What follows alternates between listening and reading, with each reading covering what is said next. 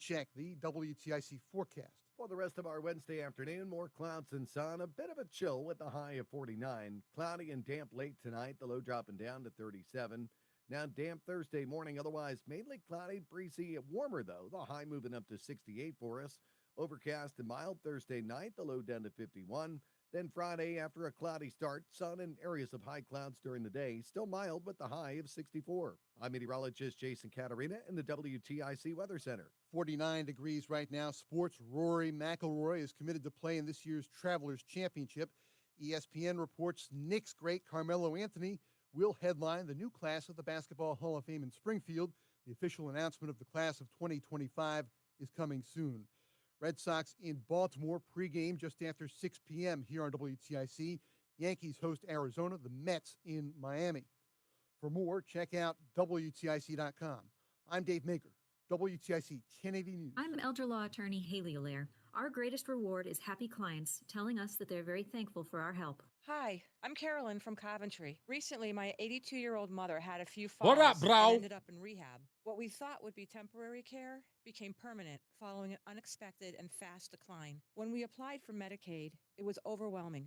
I didn't know where to start. I contacted attorneys, but none seemed to really know this complex process. I will be eternally grateful to a family friend who recommended Attorney Allaire and the Allaire Elder Law team. From our first meeting, they patiently answered our questions, made sure to understand Mom's situation, then guided us, providing clarity, kindness, and compassion. When we were finally granted Medicaid to cover my mom's care, I felt a huge weight off my shoulders. We had been paying for her care, and were really starting to feel the pressure. I don't know how much longer we could have done that if the Allaire Elder Law team hadn't worked their magic. We would not have gotten to this point without them. Compassionate counsel and proven results. AllaireElderLaw.com. Men, is good enough really what you want with your sex life? This is Dale for Northeast Men's Health. And if erectile dysfunction is making for a bad bedroom experience for you and your partner, you should call us because you want your intimacy to be fantastic, both for you and for the one you love.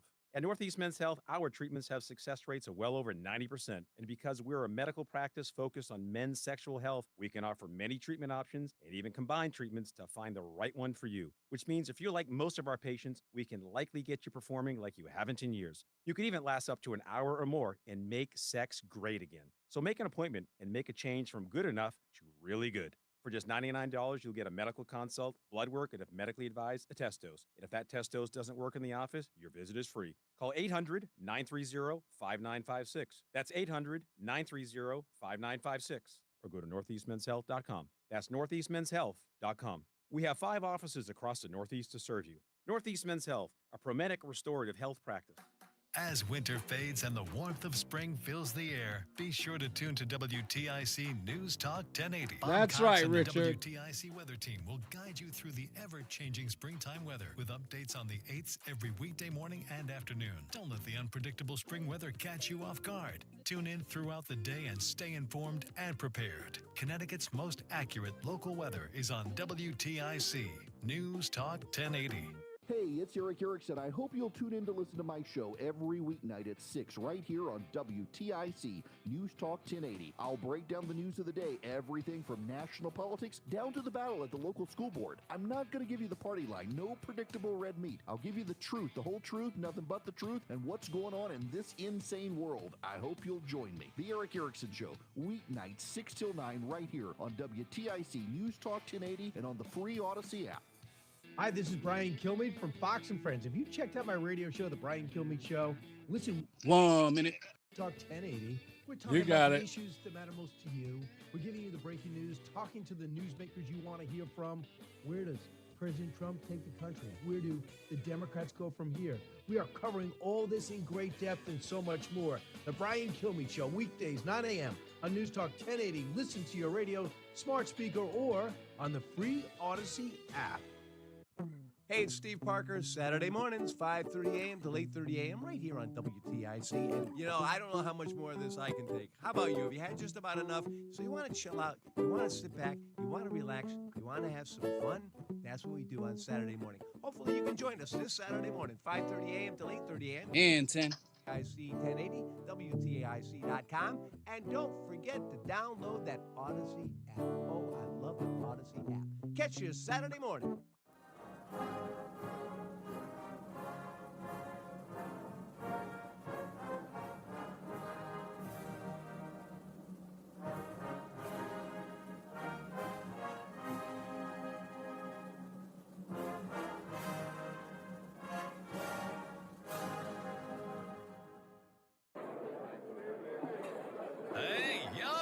Shh. Calm down. The show is about to start. Reese on the Radio. Turn it up. Turn it up loud. Turn it up loud. It's like a dream come true. Turn on your radio. Reese's on the radio. Yo, let's get it. Due to the nature of this program, discretion does not exist. It's Reese on the Radio. Right now on WTIC News Talk 1080. I've been waiting weeks for it. It's peanut butter jelly time, peanut butter jelly time, peanut butter jelly, peanut butter jelly, peanut butter jelly with a baseball bat, peanut butter jelly, peanut butter jelly, peanut butter jelly with a baseball bat. I am so excited today. People have already started going down to our folks over at Between Rounds to get a Reese's peanut butter and jelly sandwich, and $1 for every purchase goes to our friends at Friendly Hands Food Bank. They're excited. Karen Thomas is excited. Jerry is excited. Over at Between Rounds, I got a friend request from someone else, and forgive me because I totally forgot where it was, but I got a friend request earlier from someone else. I think it's co-owner, Jerry's brother of Between Rounds as well. So I'm really, really excited for this. I want to see how well this does this month. And I want to thank all of you in advance who go down to Between Rounds to do a good thing, and several good things, if I may add. It's not just to, one, represent Reese on the Radio by picking up a Reese's peanut butter and jelly sandwich, but with that purchase, getting those proceeds to the folks over at Friendly Hands Food Bank, a great charity, a great service that what they're doing is feeding the hungry in the state of Connecticut. And I believe this. I am not doubting it one bit that you guys are going to come through in a way that is going to awestruck everybody at Between Rounds as well as the good folks over at Friendly Hands Food Bank. So I want to thank you guys in advance for doing that. You've got all month to do it, the entire month of April. So please enjoy, have a good one. And if you've got a photograph of yourself purchasing one and you want to send it to me, I know people are a little shy about doing that. So send it to me at Reese on the Radio, and I've got a separate number for that. We'll post it here in other places where you can. We'll talk about it all month. The number is 202-735-1288. Again, that is 202-735-1288. That is our Washington number, our D.C. number. And the reason why is because that's pretty much, that's where everything goes. That's what we call the Reese on the Radio line, the 202-735-1288. And you can text it there, a photograph of you purchasing it. And, we'll do something. We'll show it online if you'd like. If this is you giving us permission by sending us that. And we'll post it on, Reese on the Radio's Facebook page. And I do believe that Janine is going to be putting it, with your permission, of course, on the Odyssey or WTIC Instagram page as well. So we hope that you do that. Also correct, Jason, it is Happy Tariff Day, or as Donald Trump in the White House are calling it, Liberation Day. We'll talk about that as well to bring that out. Roland was down at the Manchester Between Rounds today. I want to get into that a little bit as well. Went down there to go pick up a peanut butter and jelly sandwich. Did you get it on a bagel? Did I say that correctly? That's all. That's what you're supposed to get it on. Oh, you have to get it on a bagel. Oh, okay. I don't know if you have, but there's a bagel. Oh, there is a bagel peanut butter and jelly sandwich. That's what they're. I thought that's what we were promoting. Oh, okay. Well, I don't know. I think that they told me that you could get it on anything. They have plenty of either bagels or other type of bread-like items. I got it on a plain bagel toasted with butter on top. Oh, with butter on top. I know. Okay, because you like your butter. I don't know what that's about, but you love your butter. It's a Southern thing. We cook with butter, man. I don't know. It's okay. What's your feelings on lard? Now that I'm not into lard, so especially after watching that episode of Family Guy with Peter eating all the lard, it turned me off. Yeah, I don't blame you. And don't forget, you can go to any one of the Between Rounds locations. Hold on. I've learned to do it now. I'm going to say it correctly. Go to any one of the 5 locations of Between Rounds Bagel in South Windsor, Vernon, Manchester, Tallinn, and East Windsor. Okay. Congratulate me. I'm finally saying it correctly. No offense to you good folks in Tallinn that I've been completely butchering that name, but I got it right now. Yeah, potato, right? I'll get it. I'm getting it right. Anyway, I got to talk about this because Linda McMahon, if you folks didn't hear, the gangster move that Linda McMahon pulled today, I'll put it this way. Thank God this woman was a part of the WWE because this took guts. This took stones, as they say. I don't know if you're familiar with this, but this happened today. And I gotta ask a question to people who are pushing back about the teachers, about the Board of Education and all this other stuff. And I've got to ask the question. When are you folks just going to say the quiet part out loud? Just say that this has nothing to do with kids, because it doesn't. This has never had anything to do with children, because it can't. It cannot. The children in the free education system see no dollars ever. And that's the most important thing. Remember, we are talking about a free service given to children. Tax dollars that are being spent and used that no child ever sees, with the exception of a good education. What do we qualify as a good education? I'll explain, because you folks will not. You just keep saying, every kid should have a quality education. Here's what a quality education is. Just like anything else in the world. A quality vacuum cleaner, a quality car, a quality home, a quality screwdriver.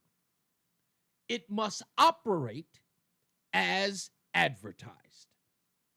It must be a successful product. That's what that thing is when it's quality. And if you've only got a 38% graduation rate, that is not a quality education. If the kids aren't learning, if the kids aren't proficient in reading and writing, if they're not proficient in math, if out of 40 states, we're at the bottom tier, 47 states? I think we're at 40. If we are that, or 52, it's a metric of 52, we rank about 40th. That is not a quality education. And it isn't a quality education because we spend a lot of money on it. That would be like me spending a lot of money on landscaping, and my grass is always brown and gray. I don't know why my grass looks like this. I'm spending top dollar on it. It would mean that the landscapers are doing an awful job, wouldn't it? There's nothing quality about this education. And the money is going to you. The money is going to teachers. Oh, and by the way, let's just get this correct. The teachers will tell you in a heartbeat, we're not getting paid enough. But you know who we never, ever hear complaining about money when it comes to the education system?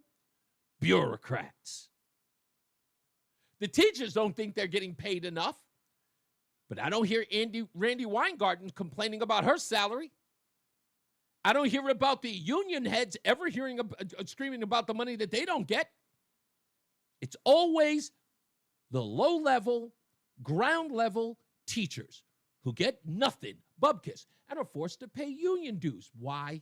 Because the union has all the power. What does the union do with that money? Nothing, other than lobby politicians. They use that money to go right into the coffers of politicians who are going to, quote unquote, protect the rights of teachers. The people at the bottom, the people who are underpaid, the ones that they get out to, strike and walk around asking for 3% raises in their pension or 3% raises in their health care,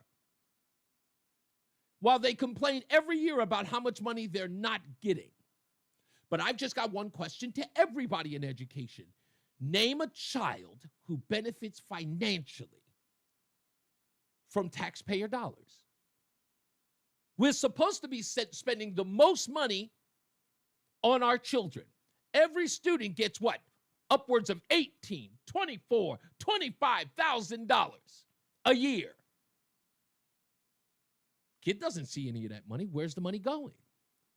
We also hear plenty of teachers screaming and hollering about how they can't provide school supplies. Wait a minute. What are we spending all that money for? Well, how is that money not going to school supplies? Why are the teachers begging parents to donate Elmer's glue, scissors, and other office supplies? We're spending, again, bar none, more than any other country. But yet, classrooms are struggling. People say that everyone deserves a quality education while no quality is being given out. And it's because the teachers and the people and the advocates for the teachers and the entire apparatus fail to just tell us the truth. And what is the truth? You are upsetting the money laundering scheme that is public education. Taxpayer dollars are being laundered inside the school systems and is being laundered to the teachers' union so that the teachers' unions can use that money and give it right back to politicians who are going to do what? Give the teachers everything they want. Raises. That's all.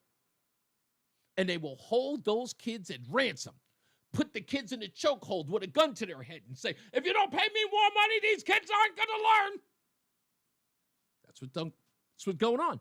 Why can't we just tell the truth about that? Now, I know everybody says, well, no, every rank and file teacher, you got to be careful. Don't demonize all teachers. Who's doing that? I know who the teachers are. No offense, but the teachers are the used and abused in all of this, keeping them in perpetual poverty so they can be used so that the higher-ups, the bureaucrats, can keep getting money out of the taxpayer. You have to keep them in this impoverished level because you got nothing to go on if these people are making tens of thousands of dollars on top of the money they already getting. Can you imagine if a school teacher made $50,000, $60,000, $70,000 a year? No, we're talking at the level that the college professors make. Can you imagine if teachers made that? They'd have nothing to go on. They couldn't lobby for anything. No one could make an argument about health care benefits. Nobody would talk anything about pension benefits because these people would be making enough money to take care of themselves. You keep them in poverty. Come on, you teachers know what I'm talking about. Every teacher knows that they are used and abused by the unions, used and abused by the bureaucrats. Everybody knows this. I don't have to know one thing about the education system to know. This is the same thing the Democrat Party does to blacks and browns every day. Filling their communities with crime, drugs, doing nothing about it, making sure that every day those same individuals that they inundate with all of this crud keep running back to the government and say, please help us. Don't worry, I'm here to save the day. I've got a program for you. Every union does this. Every liberal does this. The teachers are no different. You know it. I know it. And the teachers know it. The teachers can't say a word. Teachers are scared to death. Only time you ever hear an uprising in these groups of teachers is when the union tells them to get out on the streets, grab a sign, and march.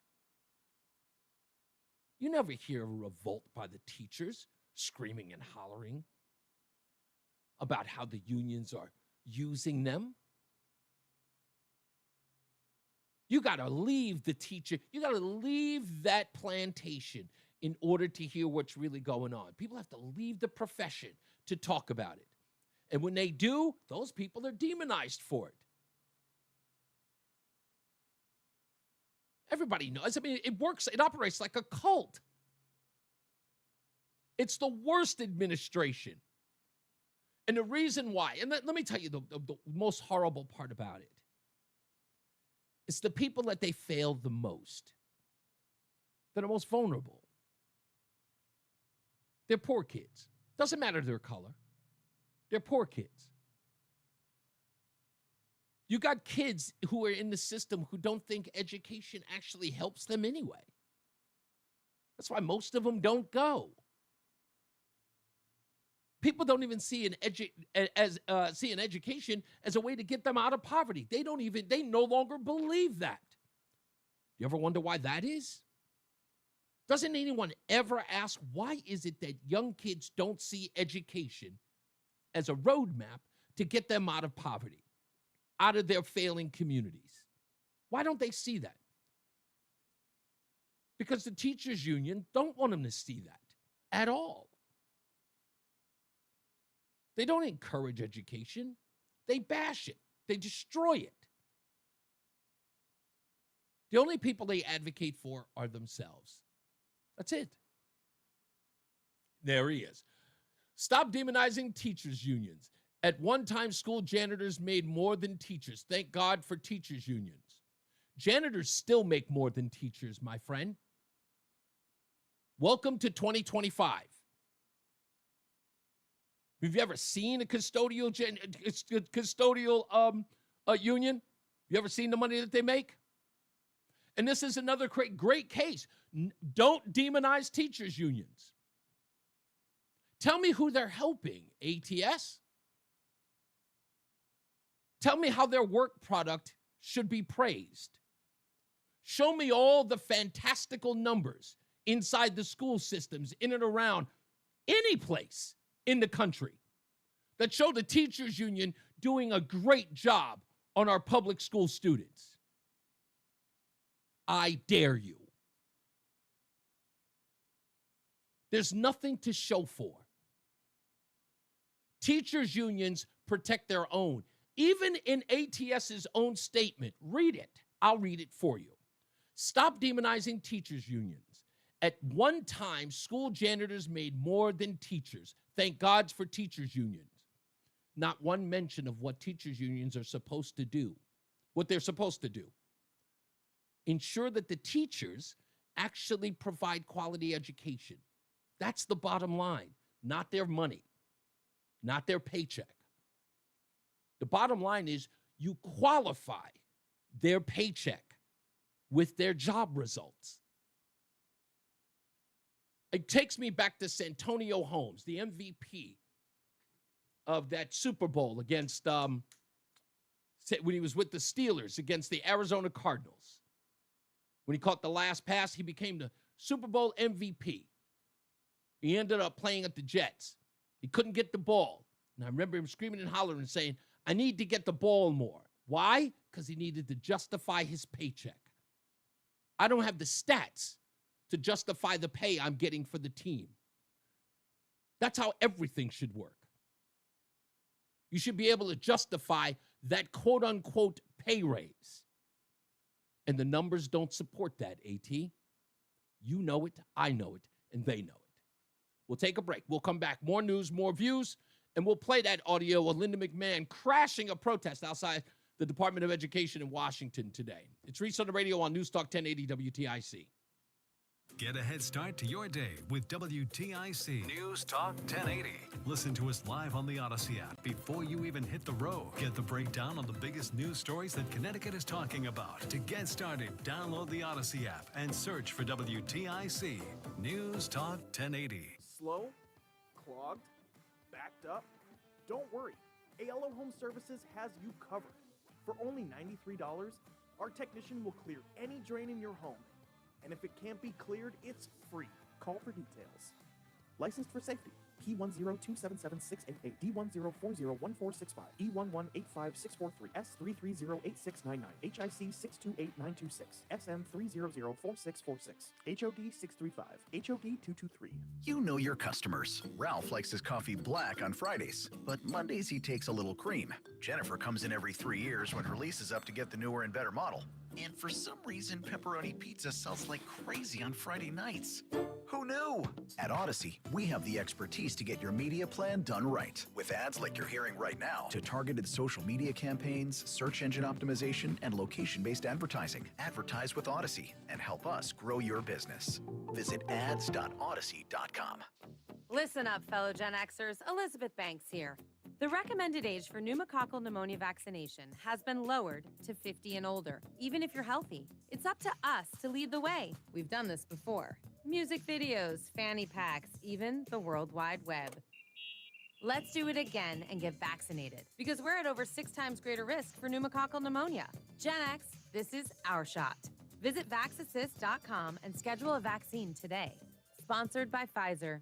Here's Comedians and Sketchers Getting Comfortable, presented by Hands-Free Skechers Slip-In. Hey, I'm Bobby Slayton, and I'm here with my pal, comedian, and Skechers ambassador, Mr. Howie Mandel. Why did it take so long to invent something as amazing as slip-ins? I know it seems simple, but it took Skechers to invent a better pair of shoes. Yep, with Skechers slip-ins, you just step it and go. You don't have to touch your shoes. And by the way, slip-ins are for the whole family, men, women, and kids. In all your favorite Skechers styles, find Skechers slip-ins at a Skechers store, Skechers.com, or wherever stylish footwear is sold.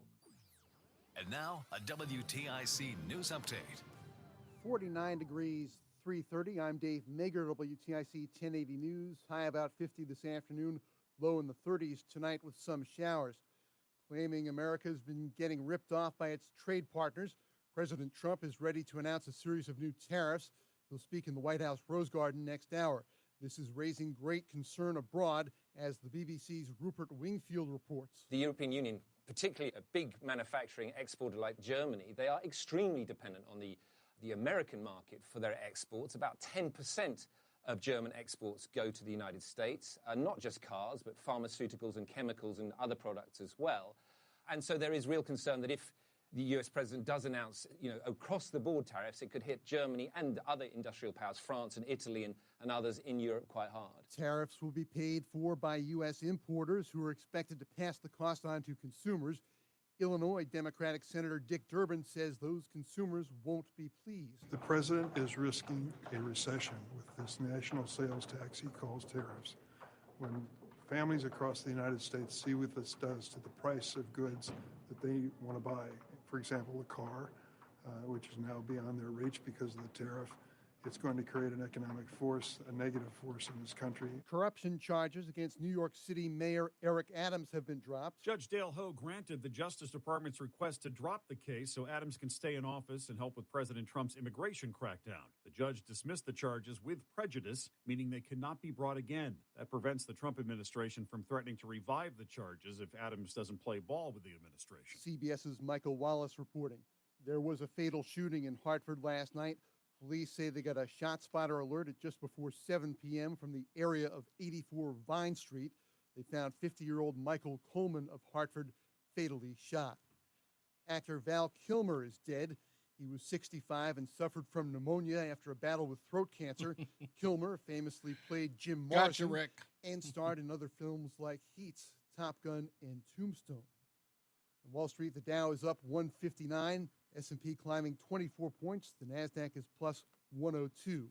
And we check the WTIC forecast. For the rest of our Wednesday, more clouds and sun. A bit of a chill with the high of 49. Cloudy and damp late tonight, the low down to 37. After a damp start Thursday, it'll be mainly cloudy, breezy, and warmer with the high up to 68. Overcast and mild Thursday night, the low only down to 51. After a cloudy start Friday, sun and areas of high clouds for the afternoon, the high 64 to round out the week. Cooler, damp, raw, and chilly Saturday with periods of rain, the high 46. I'm meteorologist Jason Caterina in the WTIC Weather Center. 49 degrees now. Sports, Red Sox in Baltimore. Pre-game show just after 6 p.m. here on WTIC. Yankees host Arizona, the Mets in Miami. NBA, the Knicks in Cleveland. Celtics host Miami. NHL, Minnesota at the Rangers.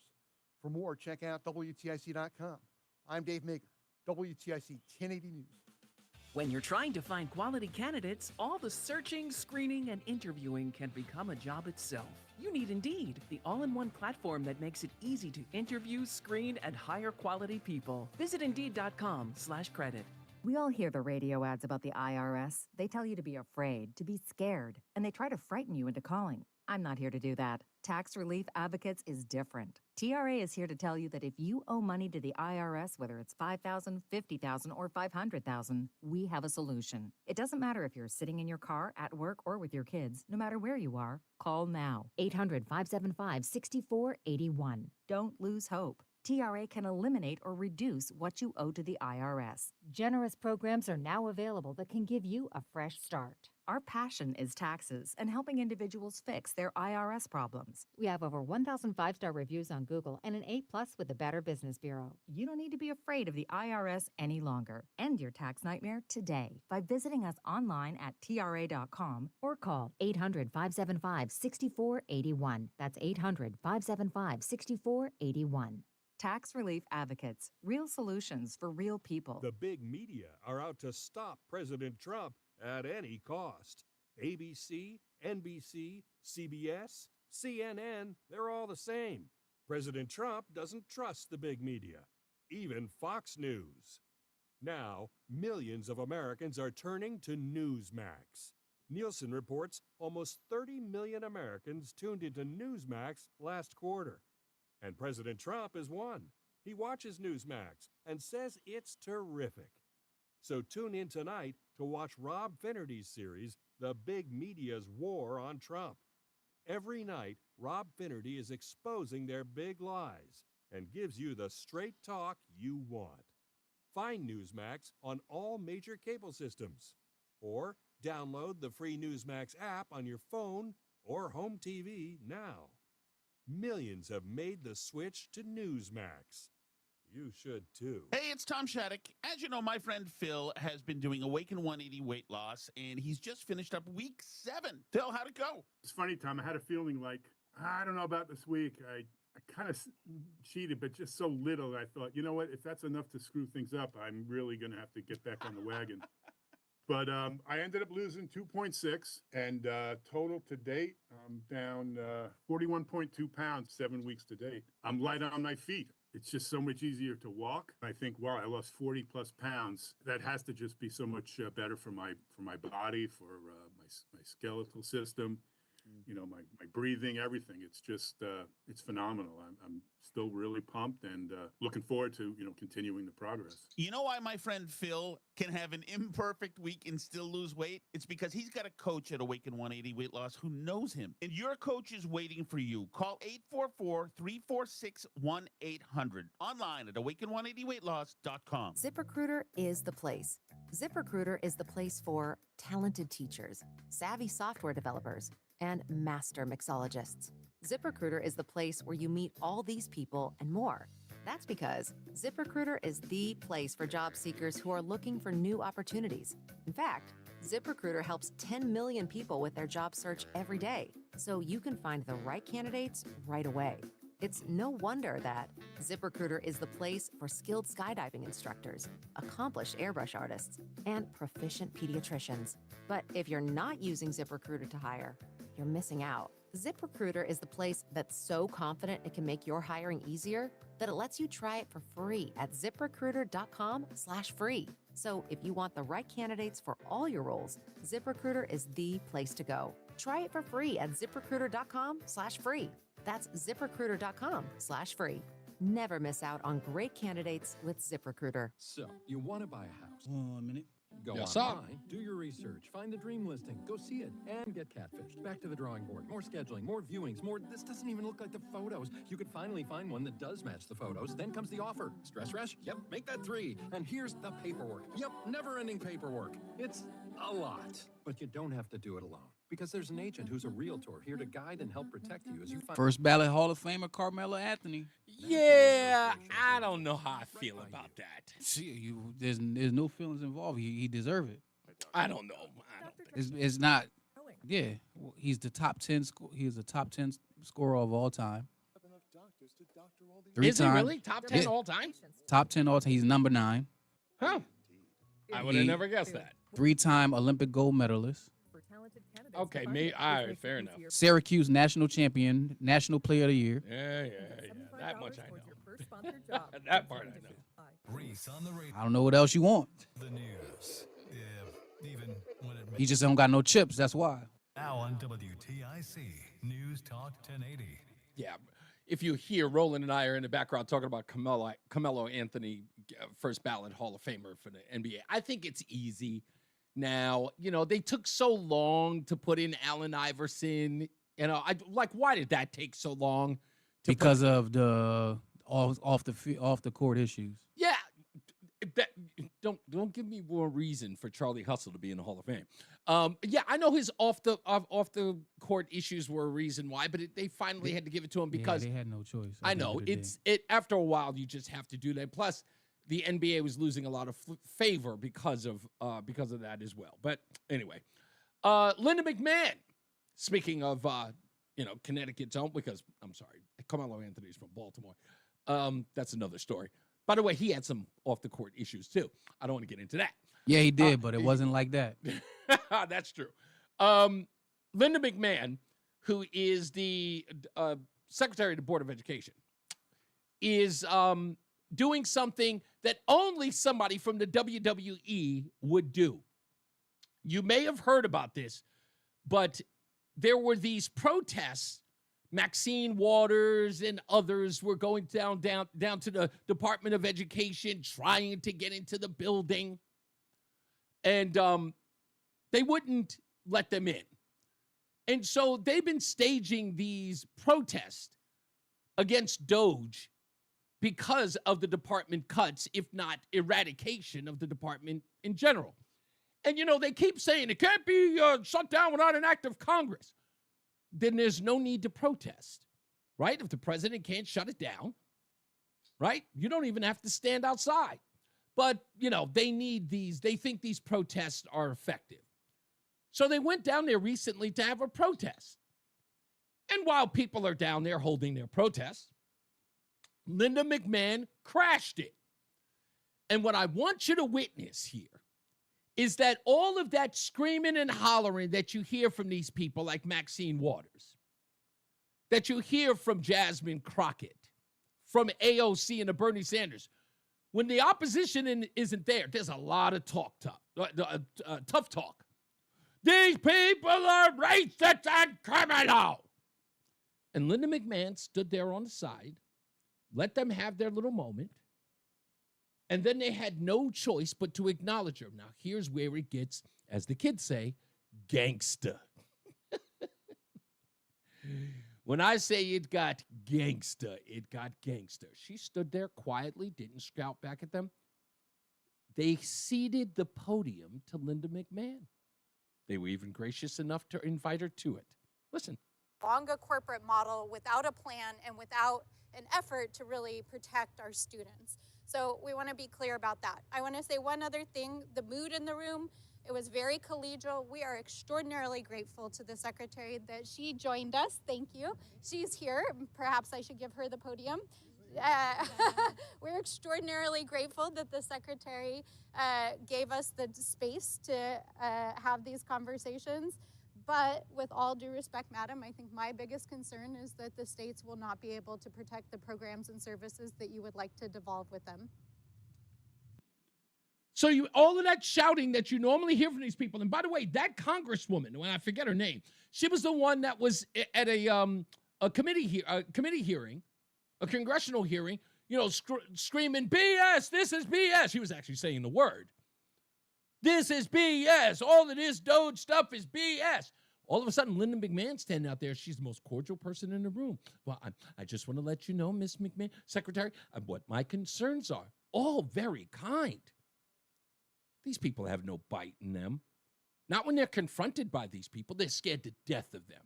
And Linda McMahon, little old lady Linda McMahon, all 5'2" of her, just sat there in her white pantsuit. And everybody there, even Frederica Wilson from Florida, one of the loudest mouths in Congress, stood there behind her with her hands folded down, all demure. It's beautiful. These people are cowards. There's no fighting them. When they get around their own, they're tough as nails. You get them around the people that they're opposed to, squishy. Linda McMahon. Good morning, everyone. Thanks so much for coming. And I just want to express my gratitude to all of these folks who came today so that we could have an open discussion about what I believe is one of the most important things that we can have a discussion on or action on in our country, and that is the education of our young people. As Representative Tanaka said as we were ending the meeting, which I thought was incredibly appropriate, and that is that this is not a partisan issue. This is about the children of America, and it's the next generation, the generation after that. And if we want to have our leaders, if we want to have that next group of engineers and doctors and lawyers and plumbers and electricians and HVAC operators, then we need to focus on how they can best have their education. And I believe, and I know the president does believe this as well, the best education is that is closest to the child, where teachers and parents, local superintendents working together, and local school boards to develop the curriculum for those students is the best way that it can happen. And she's 100% right. It is always about the end result, and that is the child. The child. That's what these bureaucrats, these folks in Washington should be talking about.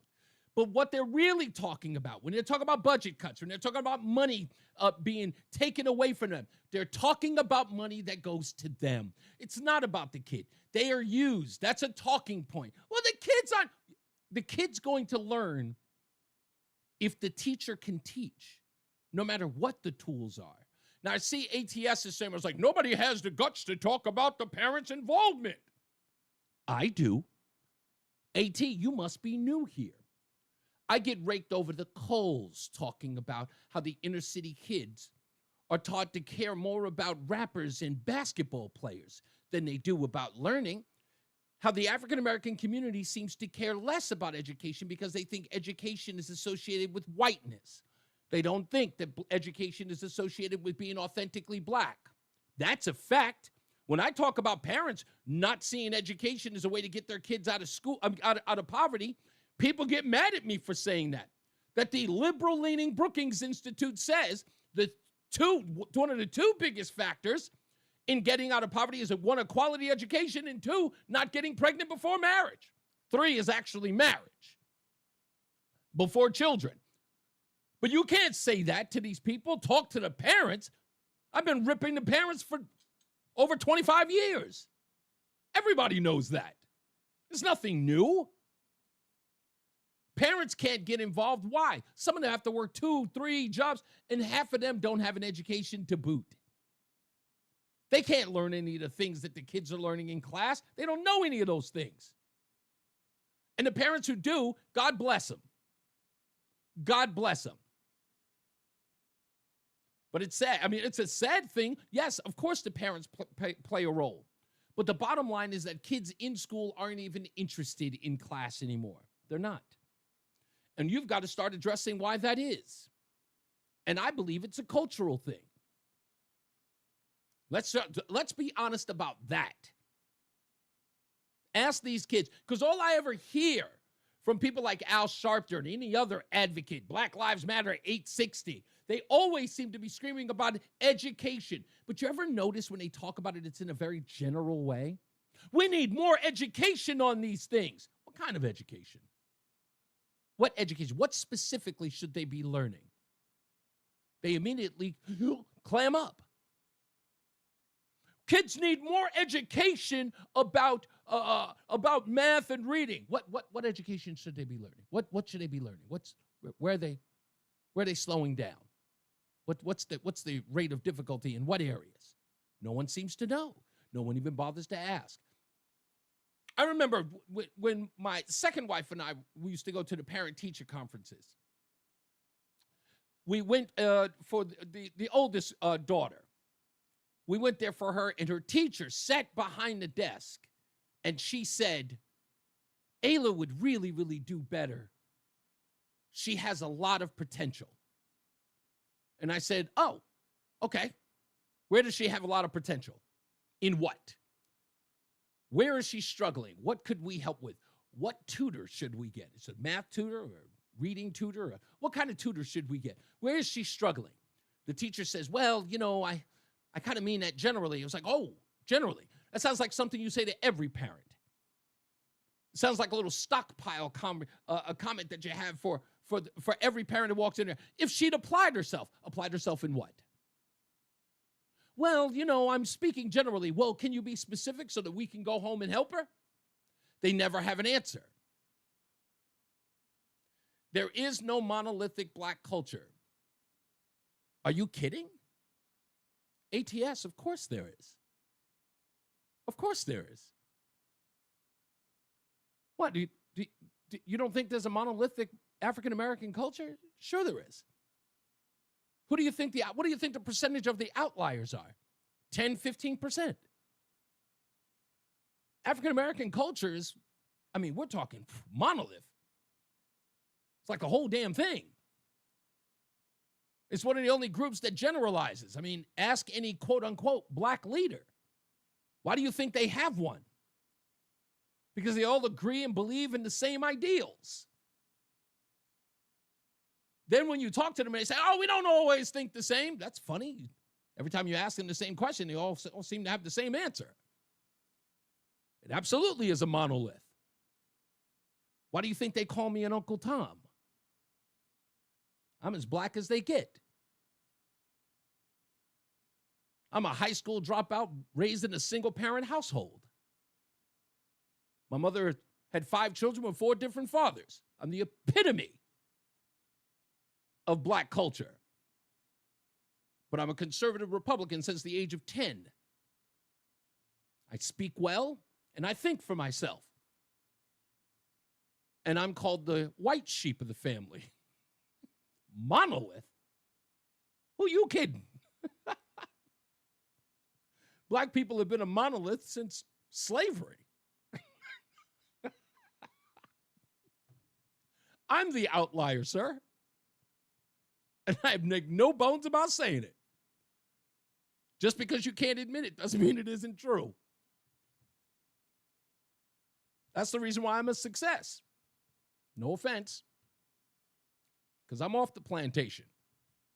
We'll take a break. We'll come back. More news, more views, and more of your comments in the chat room when we return. It's Reese on the Radio on NewsTalk 1080 WTIC. This is Dale for Northeast Men's Health, where we've successfully treated thousands of men for low testosterone and helped them feel like their old selves again. Please take a moment and listen to how we help Marty. I was a really grumpy guy, sleeping like garbage, and getting older, the energy level was just in the toilet, and that was what led to me going in. I've been treated at Northeast Men's Health for low testosterone, coming on about 2 years now. Within a few weeks, I started noticing I was sleeping a little bit better. I definitely noticed a higher energy level, but the old man crankiness just went away. I'm able to stay really well organized. Nothing slips through the cracks. Having the T treatment is leading me to keep on top of my game. What I would say to any other guy that is in the same situation where they feel like they're dragging, just call Northeast Men's Health. You won't regret it. Thanks, Marty. It's true. Low T therapy can dramatically change your life. Your initial appointment is only $99 with results in minutes. And if you start on testosterone the day of your appointment, your visit is free. Call today, 800-930-5956, or go to northeastmenshealth.com. Being injured in an accident can leave you feeling vulnerable and lost. You need a fast and fair resolution and a law firm that can protect you. At Brown, Painteris & Scott, our team of personal injury lawyers have over 100 years of combined experience and will treat you with respect and dignity. If you've been injured, BPS lawyers are here to help. At BPS Lawyers, you get more than a lawyer. You get a full-service law firm. Call us at 860-CALL-BPS or visit bpslawyers.com.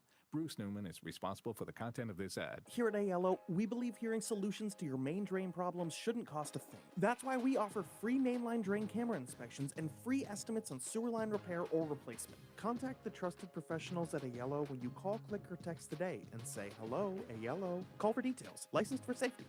P10277-688, D10401465, E1185643, S3308699, HIC 628926, SM3004646, HOD 635, HOD 223. Wesley Financial Group is not a law firm. Hi, I'm Chuck McDowell. 1 minute. Cancellation guy and founder of Wesley Financial Group. And I want to set the record straight. I am not an attorney. I've never wanted to be an attorney. And the truth is, I really don't even like attorneys. If I sound like an attorney, I'll apologize. But what I've learned in my 15 years in the timeshare cancellation business is you don't need to be an attorney to get folks out of their timeshare. At Wesley, we've helped over 40,000 families cancel their timeshare. And I want to Jason, I'm coming back in a couple of weeks. Just give my office a call. I guarantee if we take you as a client, we'll get you out of your timeshare or you'll pay nothing. Attorneys, this was meant to be funny, so please don't sue me, especially my friend Kenneth from Black River Falls, Wisconsin. Call Yeah, 10. Exit Info Kit, 800-483-3030. It's so funny he had to put that disclaimer at the end of the video. Don't sue me. He got sued, yeah. 483-3030. It's Reese on the Radio. Ask your doctor if common sense is right for you. On News Talk 1080 WTIC. Yeah, I just got this great email talking about Cory Booker. Trust me, the Cory Booker thing is going to be fantastic. That's the stupidest thing I read today. Stand by for that. Because everyone's talking about this whole filibuster thing that he did. It's sadder than you think. We'll talk about that as well. Anyway, I want to take a phone call, but ATS is in the chat room, so he's actually going back and forth. We should call in and have a great conversation with him. Anyway, he says, your definition of black culture is a disgrace to the countless black people who believe in education and are involved. I know very few black people who have had the background you describe. No, actually, okay, with all due respect, ATS, you wouldn't have the term Uncle Tom. Like, the stereotype wouldn't exist without what I'm talking about. You do understand that, right?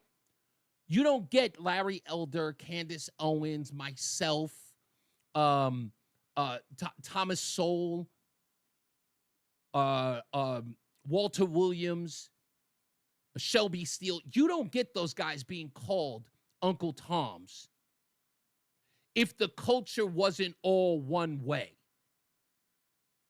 Okay? Al Sharpton has referred to people who do not goose step, if you will, to Uncle Toms. Just so you understand that. This is not culture. This is not a culture that I did some timey time in. I didn't live in the suburbs, you know. I didn't live, you know, my lifestyle wasn't involved in dipping and dabbing in several different demographics. I grew up poor.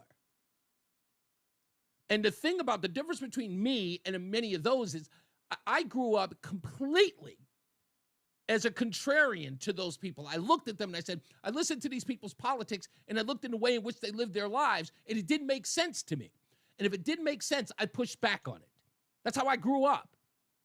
I grew up questioning authority. I grew up questioning conventional wisdom. And I don't know how it came about, but it's just something that was innate in me. If it didn't make sense, I pushed back on it. Okay? So you can ask plenty of people inside the culture. When you go from place to place to place and you see people behaving the same way, or you see people having the same ideology, that's a monolith. That's all it is. It just is. Stereotypes exist. You know, it's almost like Paul Malamet, my former boss, used to say this to me in business. He was the first corporate job I ever had. He was the boss of this company I worked for. He was my first corporate boss. And I loved Paul. So smart. But Paul told me perception is 90% truth. That was the saying that he said, that he had. Because again, it's the last 10% you got to work to figure out, to find out what the truth is. But it's how you present yourself. If people see you in a hoodie in a dark alley, the assumption is that you're a crook, you're a criminal, or you wish to do them harm. It's the last 10% that either codifies it or dispels it. I love that saying. It's got some flaws, but I loved it just because it did make sense. You know, how you present is important. I'll just always believe that. Nobody's tearing down the black. It's not. First of all, let me say this before I go to a break. Tearing down the black community, Donald? Have you been there? You think what I'm saying is far worse than the actual actions in the black community? Are you telling me that what I said in tearing them down is worse than the countless deaths inside the community? So what I'm doing is far worse? Come on, man. Let's get our priorities straight. I'm never going to fall for that trope. That's too easy. Let's get a check of the weather and traffic with Jason Catarinas and Mark Christopher in the BPS Traffic Center. Hey, bud. I second that. Hey, come on, man. Come on, man.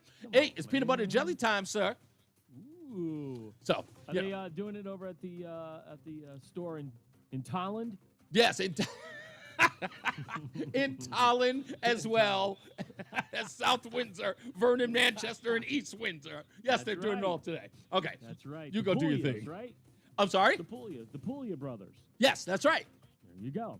Hey, if you're heading into downtown Hartford right now, southbound 91, you're looking at delays from 34 down to 32A and B. Northbound 91, OK Cromwell through downtown up into Windsor. Westbound 84 is tied up approaching the Bulkley Bridge to 47 Sigourney. 84 eastbound, you got slow traffic 46 Sisson Avenue into the tunnel. 291 eastbound slowing I-91 over to the Bissell Bridge as you head into South Windsor. 2 eastbound looking good, Glastonbury to Marlboro. 9 northbound, some slow traffic approaching Harbor Park up to the Aragoni Bridge in Middletown. 84 westbound, some tight traffic 25A to 25. 84 westbound slowing 22 into the Mixmaster in Waterbury. 84 eastbound, a little tight between 3 and 5 on the eastbound side of 84 in Danbury, and again 10 to 11 in Newtown. South 95, we have an accident on the right shoulder by 42 in West Haven. You got delays back to exit 46 in New Haven behind that.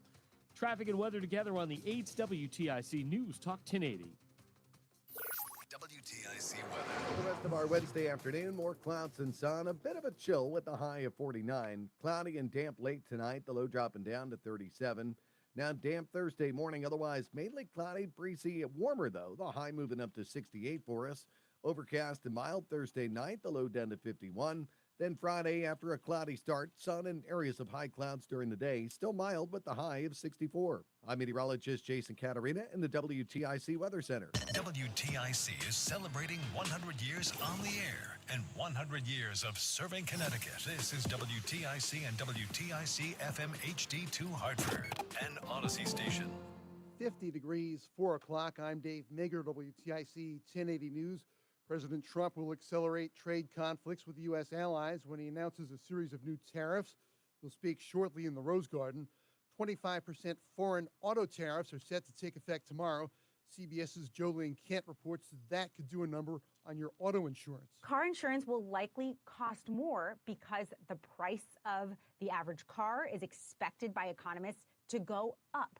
And then you also look at the cost of repairs and what insurance would cover. If parts and labor continue to rise, then that is also another reason why your car insurance would get more expensive. I'm Vicki Barker at the Foreign Desk in London. Dread, despair, and anger on this side of the Atlantic, with leaders braced for new Trump tariffs beyond those on aluminum and steel already in place. Germany, France, Ireland, Italy, and the UK alone account for about $500 billion of goods exported to the U.S. every year, so there's a lot at stake. Vicki Barker, CBS News, London. Tariffs are paid by U.S. importers who will likely pass the cost on to consumers. The Budget Lab at Yale estimates a 20% universal tariff would cost the average U.S. household up to $4,200 a year. Governor Lamont made an appearance in Hartford this morning to say the tariffs will be costly for consumers and businesses in Connecticut. State Senate Republicans are appearing all over the state on their affordability tour. They say the state can trim things like income taxes for middle-class workers again. Greenwich State Senator Ryan Fazio spoke to WTIC about plans they're backing at the Capitol this year. These are hard plans that would call for capping property taxes, reducing middle-class income taxes by $1,000 per year, and reducing energy bills, electric bills by $500 or $600 per year. This is real relief, and it's real relief starting this year. He says state-level Democrats are too focused on what's going on in D.C. The Democrats have recently criticized Republicans as caring too much about Elon Musk's feelings. And the buzz in D.C. is that the days of Musk working to slash the federal governments are numbered. The tech billionaire and sometimes divisive figure is a special government employee with a limited tenure of 130 days. President Trump has been signaling Elon Musk may choose to go sooner. Well, I think he's amazing, but I also think he's got a big company to run, and so at some point he's going to be going back. Speaking to reporters earlier this week, the president was asked if Musk's work is also done. There'll be a point at which the secretaries will be able to do this work. Linda Kenyon, CBS News, the White House. The Trump administration has cut the entire staff at the program millions of Americans depend on for winter heating assistance. The layoffs are at LIHEAP, the Low-Income Home Energy Assistance Program. Democratic State Rep Jillian Gilchrist says Trump and Musk are slashing the ability to successfully run programs with no concern about consequences. They are just tearing down walls, tearing down beams, and what we're left with is just rubble. And The fear is, who are the folks left in that rubble? It is our most vulnerable. About 100,000 families in the state depend on funds from LIHEAP. 6 locations around the state undergoing controlled burns this week. State environmental officials are carrying them out at state forests in Suffield, Vernon, Mansfield, Hampton, Voluntown, and Plainfield. Chris Martin is state forester. He explains why. Mostly to address habitat for endangered species or to burn back invasive plants that are impacting native flora and fauna. On Wall Street, the Dow closing up 235, S&P is plus 38, NASDAQ up 151. Sports, Rory McIlroy commits to the Travelers Championship. ESPN reports Syracuse and Knicks great Carmelo Anthony will headline the new class of the Basketball Hall of Fame in Springfield. Red Sox in Baltimore pregame just after 6 p.m. on WTIC. Yankees host Arizona, the Mets in Miami. For more, check out WTIC.com. I'm Dave Maker, WTIC 1080 News. Hey, it's Tom Shattuck. As you know, my friend Phil has been doing weight loss, and he's just finished up week 7. Phil, how'd it go? It's funny, Tom. I had a feeling like, I don't know about this week. I kind of cheated, but just so little. I thought, you know what? If that's enough to screw things up, I'm really going to have to get back on the wagon. But I ended up losing 2.6, and total to date, I'm down 41.2 pounds, 7 weeks to date. I'm light on my feet. It's just so much easier to walk. I think, wow, I lost 40 plus pounds. That has to just be so much better for my body, for my skeletal system, you know, my breathing, everything. It's just, it's phenomenal. I'm still really pumped and looking forward to, you know, continuing the progress. You know why my friend Phil can have an imperfect week? It's because he's got a coach at Awaken 180 Weight Loss who knows him. And your coach is waiting for you. Call 844-346-1800. Online at awaken180weightloss.com. It's Reese on the radio. And don't say we didn't warn you on News Talk 1080 WTIC. And we're back. It's Reese on the radio, News Talk 1080 WTIC. Don't forget, folks, it is... It's peanut butter jelly time, peanut butter jelly time, peanut butter jelly, peanut butter jelly, peanut butter jelly with a baseball bat, peanut butter jelly, peanut butter jelly, peanut butter jelly with a baseball bat. Don't forget, check out our friends over at Between Rounds and get a peanut butter and jelly sandwich, a Reese's peanut butter and jelly sandwich, all month up until the end of April, and you will be donating $1 to our other friends, the Friendly Hands Food Bank.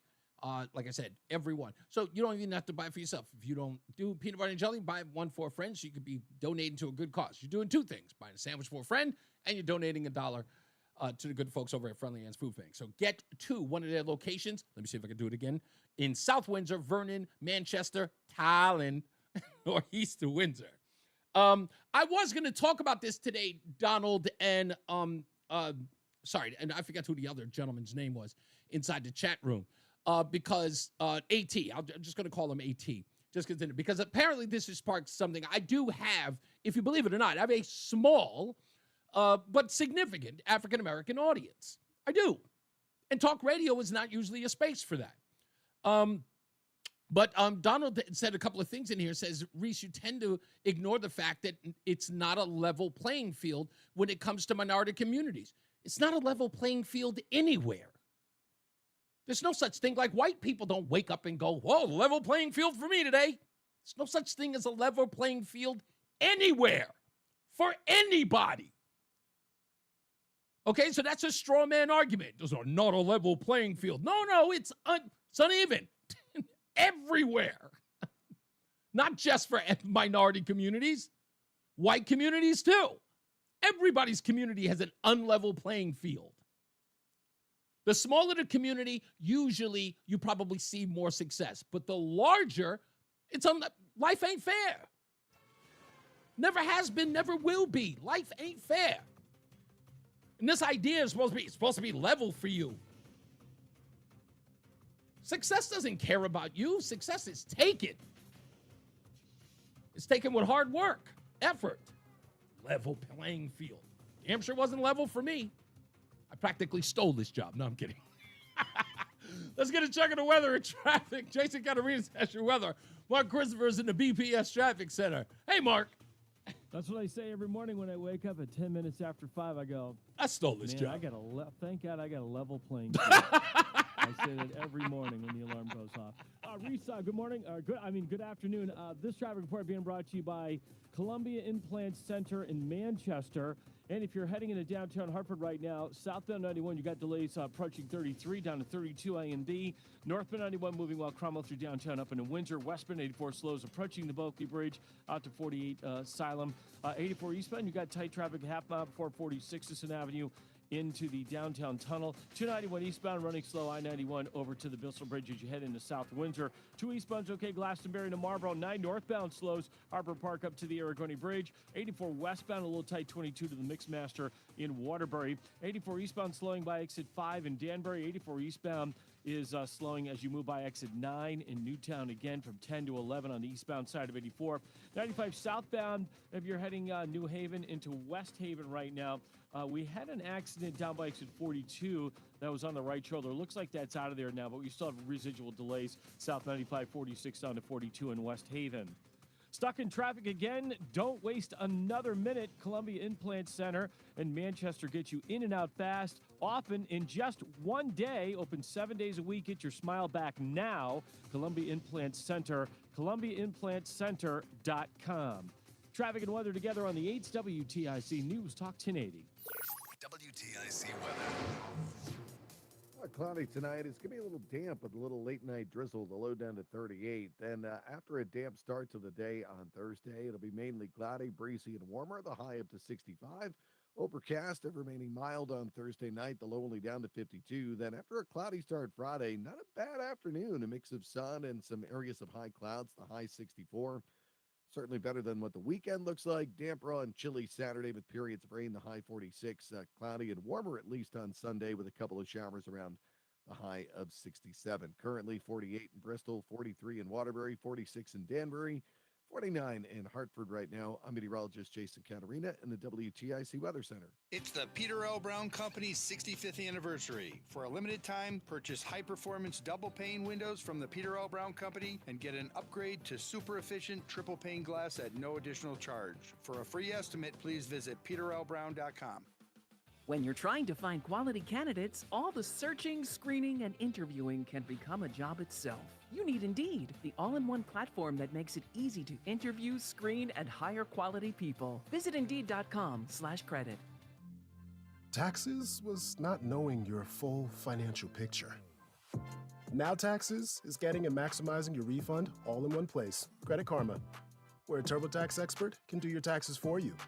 They'll get you the most money back, guaranteed. Then you can do more with all that money, all in Credit Karma. Now this is Taxes. Intuit Credit Karma with TurboTax. Get started today. See guarantee details at turbotax.com/guarantees. Experts only available with TurboTax Live. 1 minute. Chuck McDowell, the timeshare cancellation guy and founder of Wesley Financial Group. And I want to set the record straight. I am not an attorney. I've never wanted to be an attorney. And the truth is, I really don't even like attorneys. If I sound like an attorney, I'll apologize. But what I've learned in my 15 years in the timeshare cancellation business is you don't need to be an attorney to get folks out of their timeshare. At Wesley, we've helped over 40,000 families cancel their timeshare, and I want to share with you how we do it. Just give my office a call. I guarantee if we take you as a client, we'll get you out of your timeshare, or you'll pay nothing. Attorneys, this was meant to be funny, so please, don't sue me, especially my friend Kenneth from Black River Falls, Wisconsin. Call Timeshare Exit Info Kit, 800-483-3030. 800-483-3030. 800-483-3030. President of the Chris Murphy Fan Club, Reese on the Radio, on News Talk 1080, WTIC. Let me get to these phones because I was watching Donald Trump is giving his speech. I don't want it to actually interfere with the show. But he's, of course, giving a speech on the tariffs that are about to happen. It looks like the stock market is actually rising right before he's, which should have been a sell-off, which many people were fearful of, that the sell-off was going to happen right at this point. But it looks like it's going up. 235 points is where we are. But let me get to the phones real quick. First, I'll go to Ralph in South Carolina. He's been waiting a bit. How you doing, sir? Good, Tom. How are you? I hope life's treating you well. Little late for Tom, but it's Reese. What's going on? I know. I was being facetious. No problem. What's up, Reese, buddy? I happen to be watching Coons with the lady from Fox today. Yes, And Martha talking McCallum. I wanted to hear that, but the show was starting. How did that go? She was good. Only thing is, he kept talking. He wouldn't give her a chance to talk. But when she asked him about Social Security, he said he didn't believe anything they were saying. Oh, That's of what he course said. not. I don't believe anything about the fraud. But then she mentioned the 120-year-old still on the records in Social Security. And I'll tell you what this idiot's comment was. Please I'm tell me. sorry. Did he say, hold on, did he say that there were no payments going to anyone over 120 years old? No, he said he didn't know if there were payments going to anyone over 120, and if they were, they deserved them. The oldest living human being on record, if I'm not mistaken, was 119. Yeah. One person. Yeah. And the beauty of this is, and I always tell people the counter to this argument, when people say there isn't a 120-year-old person who's collecting Social Security benefits. And my response to that is, no, duh, stupid. Someone else is. Exactly. And couple other things. How can anybody steal 400,000 Social Security numbers? And how does a 9-year-old get a small business loan? Well, according to, I think his name is Antonio Gracias. I played a video of him earlier in the week. According to him, he was on Fox. He was on America's Newsroom this morning, and he said he couldn't reveal a lot about it, but what he could disclose was the employee sent them through his personal Gmail account. That's how he literally emailed himself 400,000 Social Security numbers. And that's how they found him. He literally, that stupid, left a paper trail, or at least an electronic one. Apparently, they're going to arrest him this week. And, I mean, what they have to do, again, in my mind, is they got to start making penalties so severe. Yeah. So severe, Reese, that these people are going to think twice about doing things Exactly. like this. Again, I hate the fact that you have to make somebody into a spectacle, right? Like you have to make someone the example. But how else are you going to shut these knuckleheads up? You can't shut up Chris Murphy unless you make an example out of one of these culprits.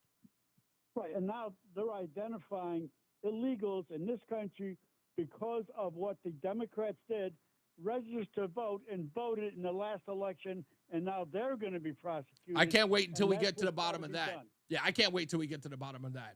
Thank you, Ralph. Let me grab some others in here real quick.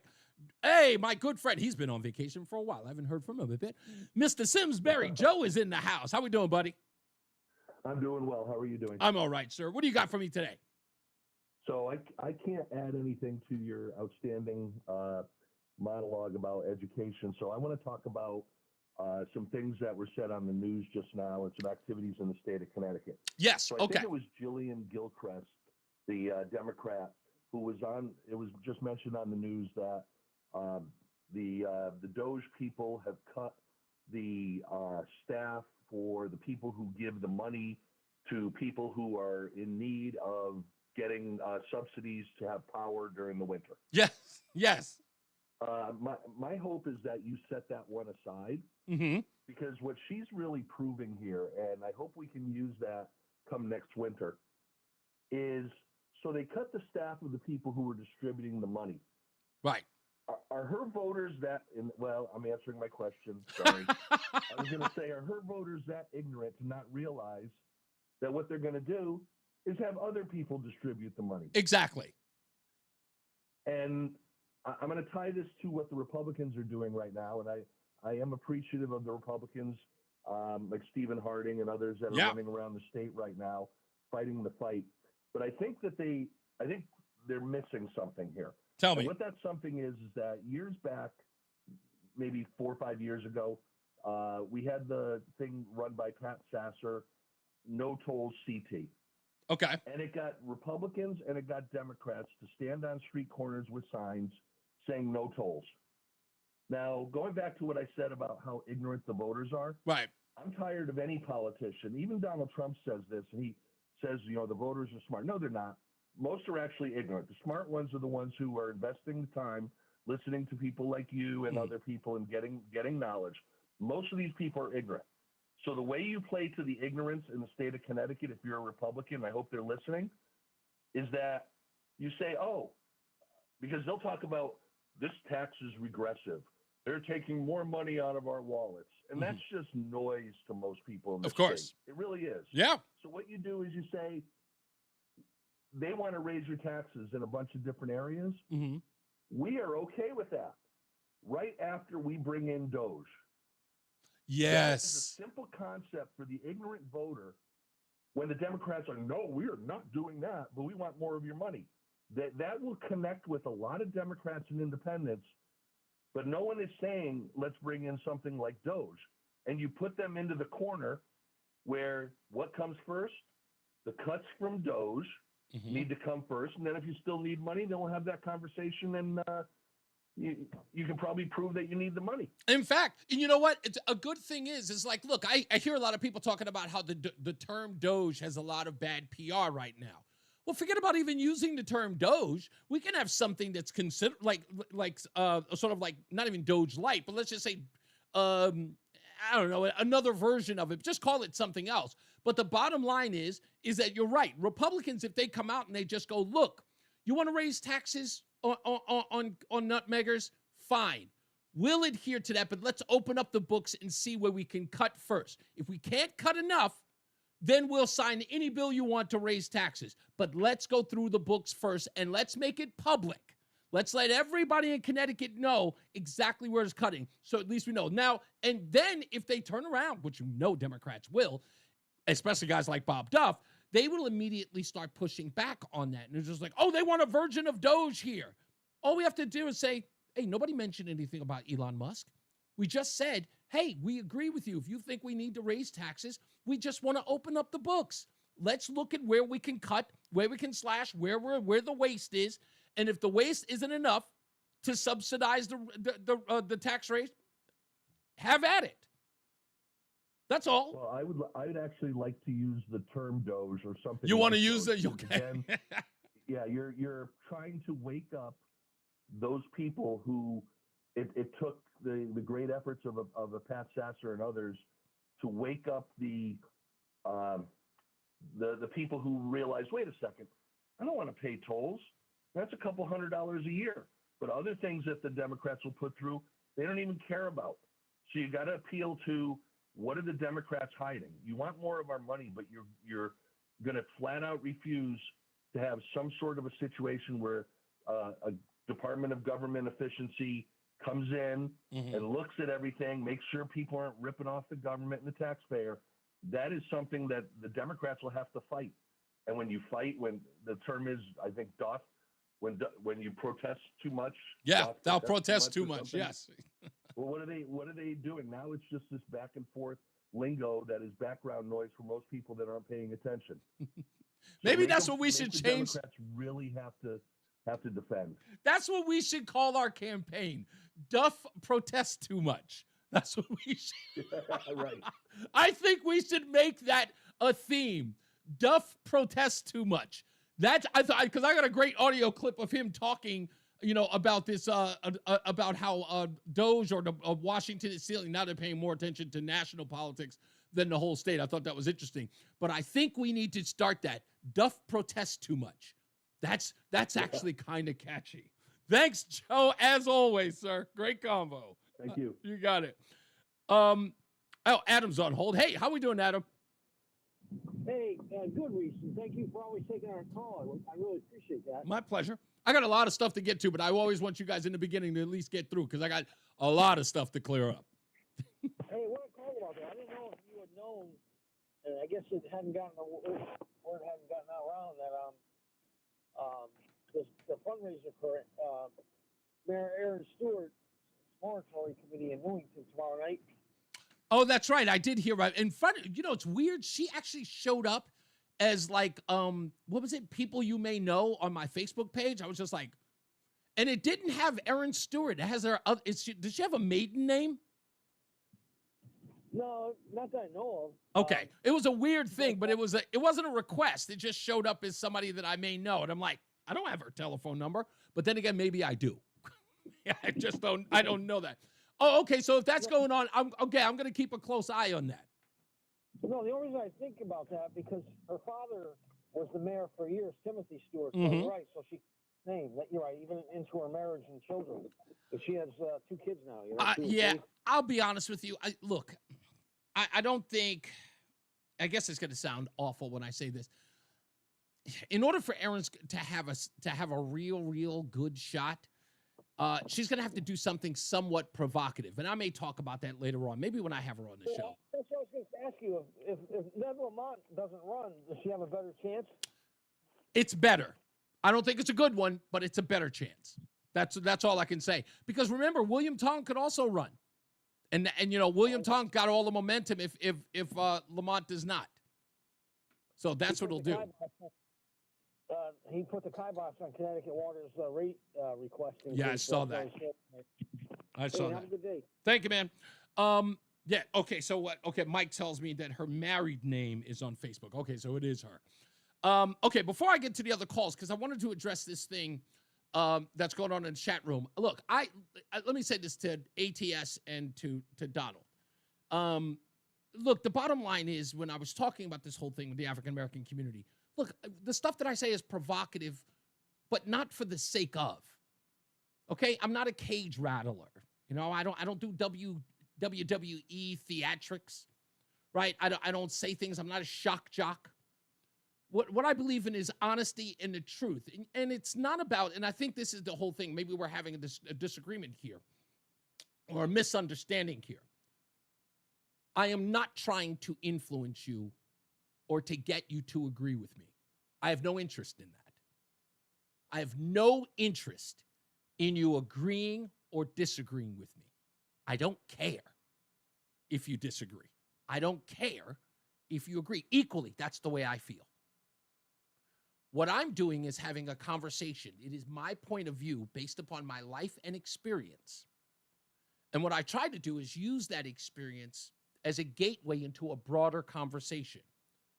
And when people are apprehensive about being honest or feel offended by honesty, there can never be the so-called conversation everybody says they need to have.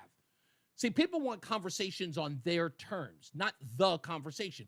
A real conversation means hearing things you may not be comfortable with and having to debate your point of view. Not getting angry at hearing something you don't like. You have to hear things that and remember, I've got to qualify what I say with facts, empirical evidence. I do not want, and I will never have a debate with anyone who is emotional. When somebody says that they are offended by what I say, your emotions are involved. You've invested yourself into a bunch of people who have nothing to do with you and don't even care about you or know you. They don't know you, you don't know them. And so I used to argue about the George Floyd thing when all these people were running around. I'm like, people didn't even know what George Floyd's favorite color was. People didn't even know what George Floyd's middle name was, but they all treated George Floyd like he was their next door neighbor or their brother or uncle. You didn't know him. The only thing that you had associated with him is the fact that he shared your same melanin count. Sometimes more, sometimes less. You needed something to associate. And then you moved on to the next person. You notice nobody is out screaming about Trayvon Martin anymore? He's old news. Where are the protests from Mike Brown? They're over. Those things that you're emotional about are only emotional for a little bit, and then you move on. I mean, I don't mean to sound cruel here, but let's be honest. Trayvon Martin is like a Jay-Z record from 2013. You don't even play it anymore. You might go back and check it out and say, remember when, but it's not on repetition. It's unfortunate, but these things are fad-like. They're not real. They just aren't. And that's a hard reality to deal with. Let's get to the weather and traffic. Mark Christopher is in the BPS Traffic Center. Jason Canarina has got your weather. Hey, sir. How are you? I'm doing real well, Reese. Thank you very much. Good afternoon to you, and good afternoon, everyone. If you're heading into Hartford right now, southbound 91, some slow traffic by exit 36 down to 35 in Windsor. Again, you're slowing 33 down to 32 A and B in Hartford. Northbound 91, good ride, Cromwell through downtown up in Windsor. Westbound 84, My brother Bones, how are you, sir? out to 47 Welcome Sigourney. back. 84 eastbound, you've got delays a half mile before 46 Sisson Avenue into the tunnel. 291 eastbound's a little slow from I-91 over to the Bissell Bridge. 2 eastbound's okay, Glastonbury to Marlboro. 9 northbound slowing Harbor Park to the Aragoni Bridge in Middletown. Now, if you're westbound 84, a little slow 25A up to 25 in Waterbury. 84 eastbound, a little tight in Danbury, 3 to 5 again, 10 to 11 in Newtown. 95 South New Haven tied up from 46 down to 43 in West Haven. Traffic and weather together on the 8's WTIC News Talk 1080. WTIC weather. For the rest of our Wednesday, more clouds and sun. A bit of a chill with a high of 49. Cloudy and damp late tonight, the low down to 37. After a damp start Thursday, it'll be mainly cloudy, breezy, and warmer with the high up to 68. Overcast and mild Thursday night, the low only down to 51. After a cloudy start Friday, sun and areas of high clouds for the afternoon, the high 64 to round out the week. Cooler, damp, raw, and chilly Saturday with periods of rain, the high 46. I'm meteorologist Jason Caterina in the WTIC Weather Center. There's a lot happening in Washington and in your local neighborhood. Follow Fantastic, WTIC Chris. News Talk 1080 Tell everybody in on the family we say app to hello keep up and with we the love them. latest.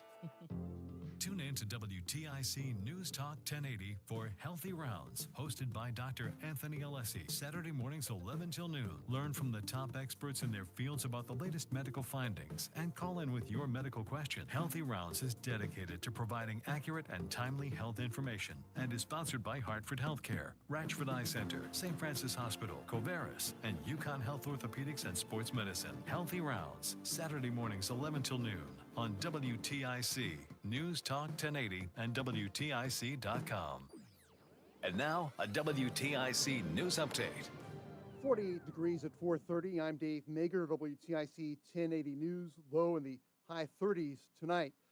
Claiming America has been getting ripped off by its trade partners, President Trump is announcing a series of new tariffs. Oh, okay. Speaking at the White House Rose Garden. Thank you, Sokolowski. That was the name. That was exactly the name. Industrial base. We will pry open foreign markets and break down foreign trade barriers. And ultimately, more production at home will mean stronger competition and lower prices for consumers. Tariffs will be paid by U.S. importers who will likely pass the cost onto consumers. The Budget Lab at Yale estimates a 20% universal tariff would cost the average U.S. household up to $4,200 a year. Democrats are critical of the plan. Hartford Mayor Arunan Arulampalam spoke at a grocery store earlier. So many folks in our community are struggling with rising costs, rising prices. So many of our residents are struggling with affordability. And in the midst of an affordability crisis, maybe the worst thing you could do is go and make everything more expensive. The audio from WFSB. CBS's Jason Allen says one focus among importers on the southern border has been getting those goods across the border before the tariffs set in. Get your things here as quickly as you can. Try to do it before any of these new tariffs go into effect, because the concern is they don't exactly know when it's going to happen. Anything they get here now can happen before this potential price increase goes into effect. And we're waiting for details from the White House on the specific tariffs. Corruption charges against New York City Mayor Eric Adams dropped thanks to an arrangement he made with the Trump administration about helping carry out its policies. The Justice Department had asked the charges be dropped so Adams could help with President Trump's immigration crackdown. Judge Dale Ho called that rationale troubling, but agreed to dismiss the charges with prejudice, meaning they can't be brought back should Adams fail to help Trump. The mayor insisted again today he did nothing wrong. I'm now happy that our city can finally close the book on this and focus solely on the future of our great city. Michael Wallace, CBS News. On Wall Street, the Dow closed up 235. S&P climbed 38 points. The NASDAQ was plus 151. Sports, the UConn women in the Final Four Friday night against UCLA. A watch party for UConn students is now set for Gamble Pavilion. Doors open at 8 p.m. The game will start around 9:30. Rory McIlroy commits to play in this year's Travelers Championship. Red Sox in Baltimore, pregame just after 6 p.m. on WTIC. Yankees host Arizona, the Mets in Miami. For more, check out WTIC.com.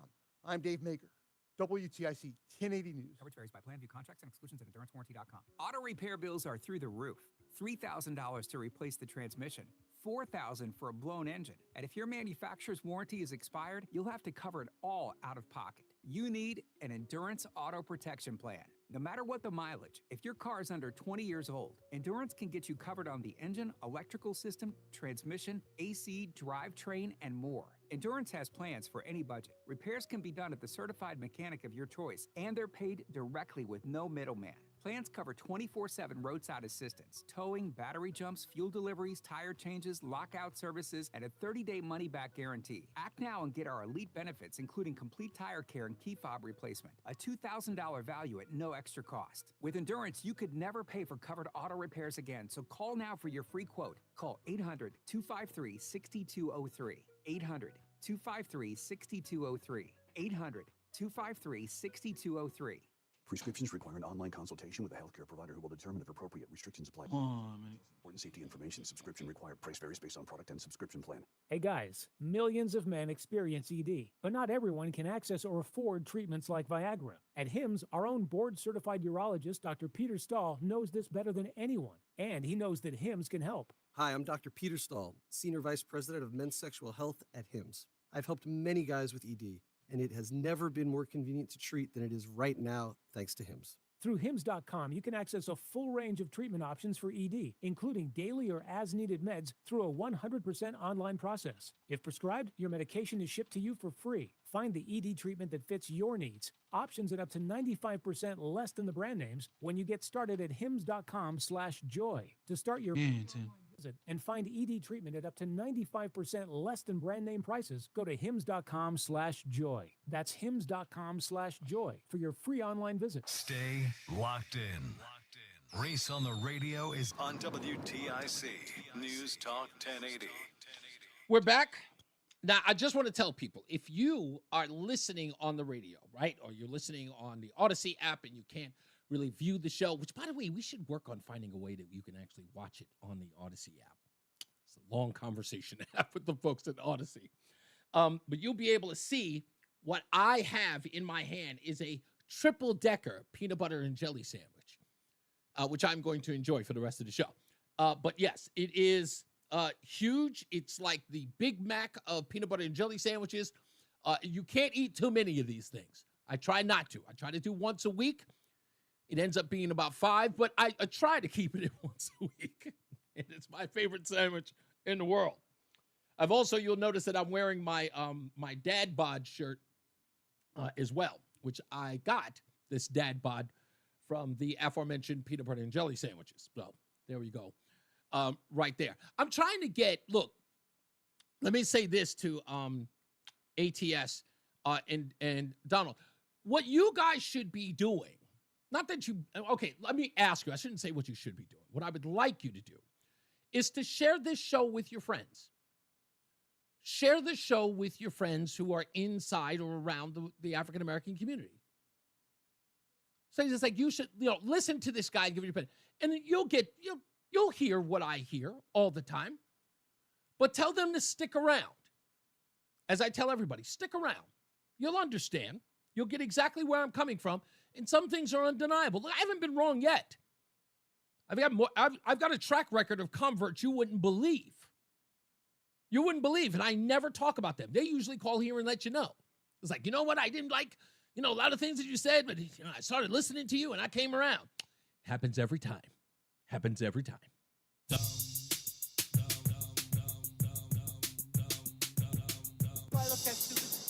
you do. Stupid as can be. This could very well be the stupidest person on the face of the earth. The stupidest thing I read today involves none other than Cory Booker. You guys may have known that Cory Booker, he broke the record of giving a speech on the Senate floor.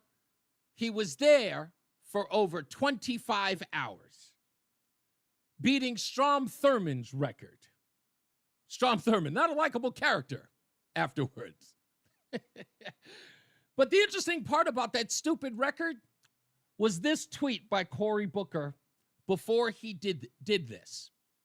And it says this. I'll read it for you. Cory Booker says this.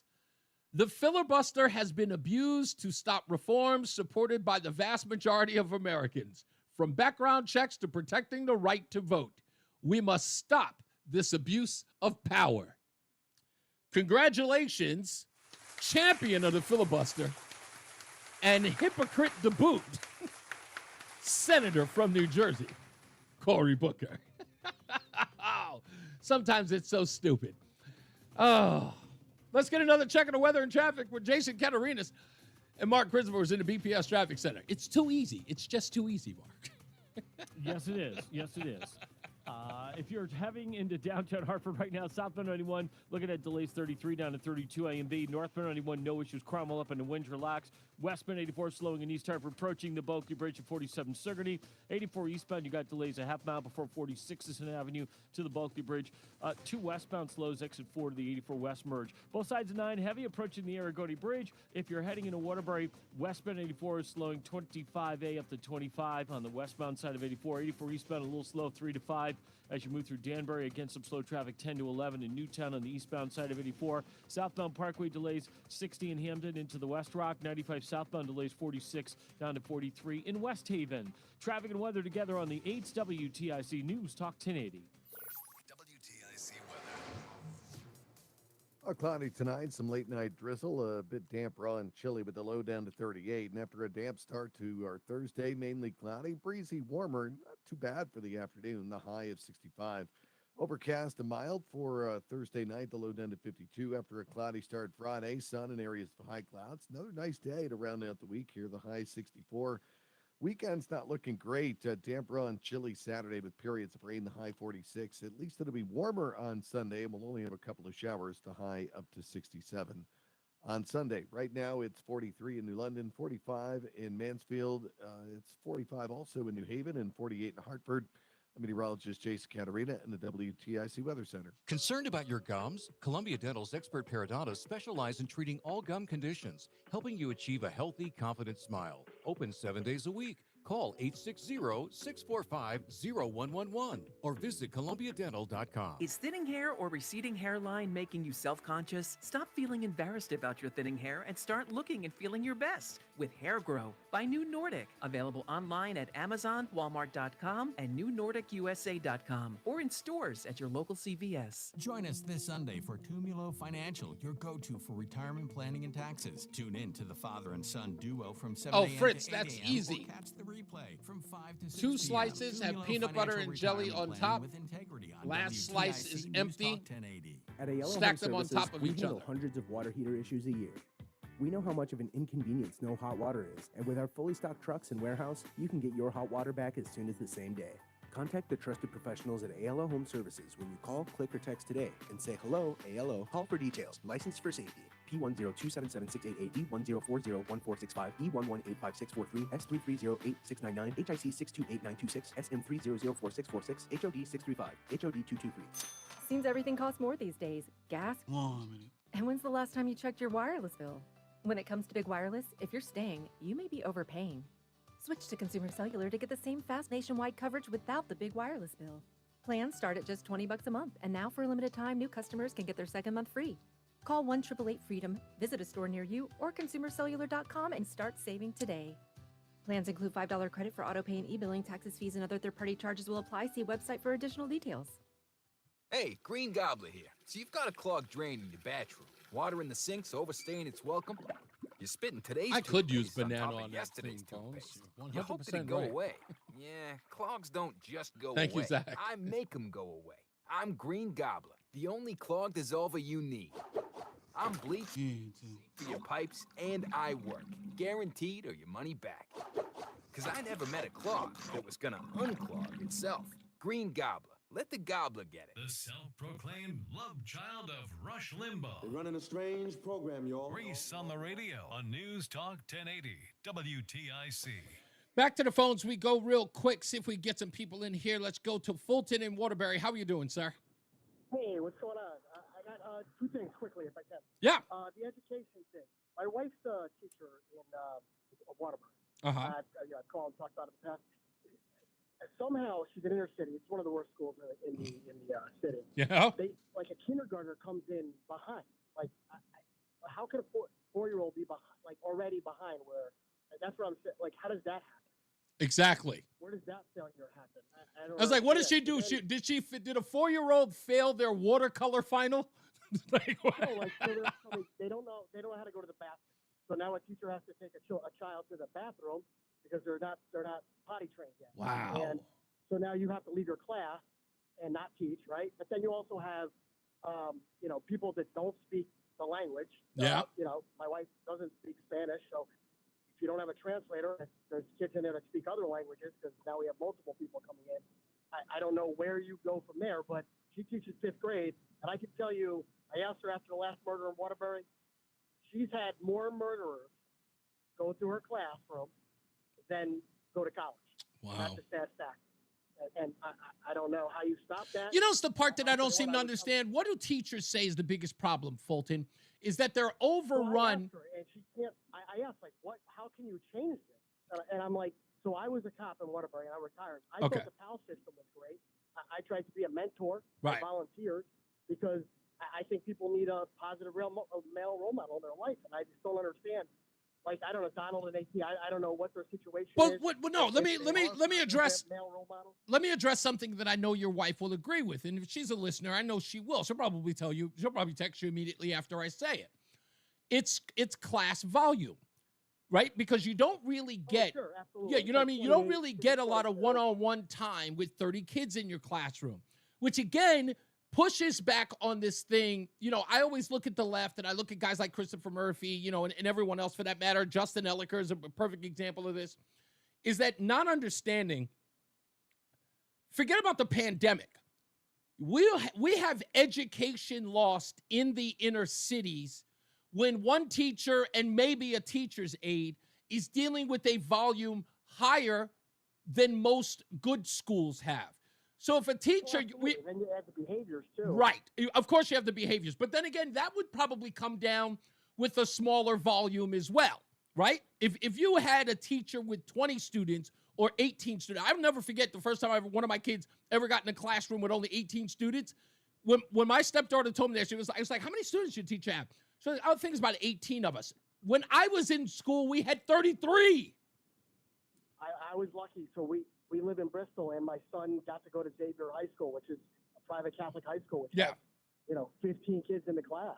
Incredible, right? So you have these people who are... It was a different education. Right, and you have these school systems now that are overrun, right? You have all these people saying, well, these kids are in our neighborhoods, so we have to educate them. It doesn't matter whether or not they have legal status or not. We have to educate them.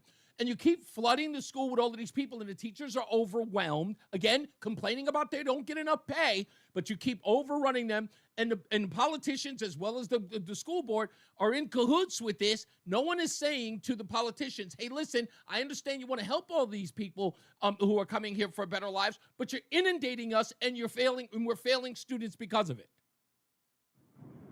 So no, I absolutely agree with you. And all of this stuff is easy. All of it is easy. I mean, I am no scholar, okay? I'm no brain surgeon. I don't know anything about the school system, but you know what? I can look at anything, and it's barely a Rubik's Cube. It's real simple.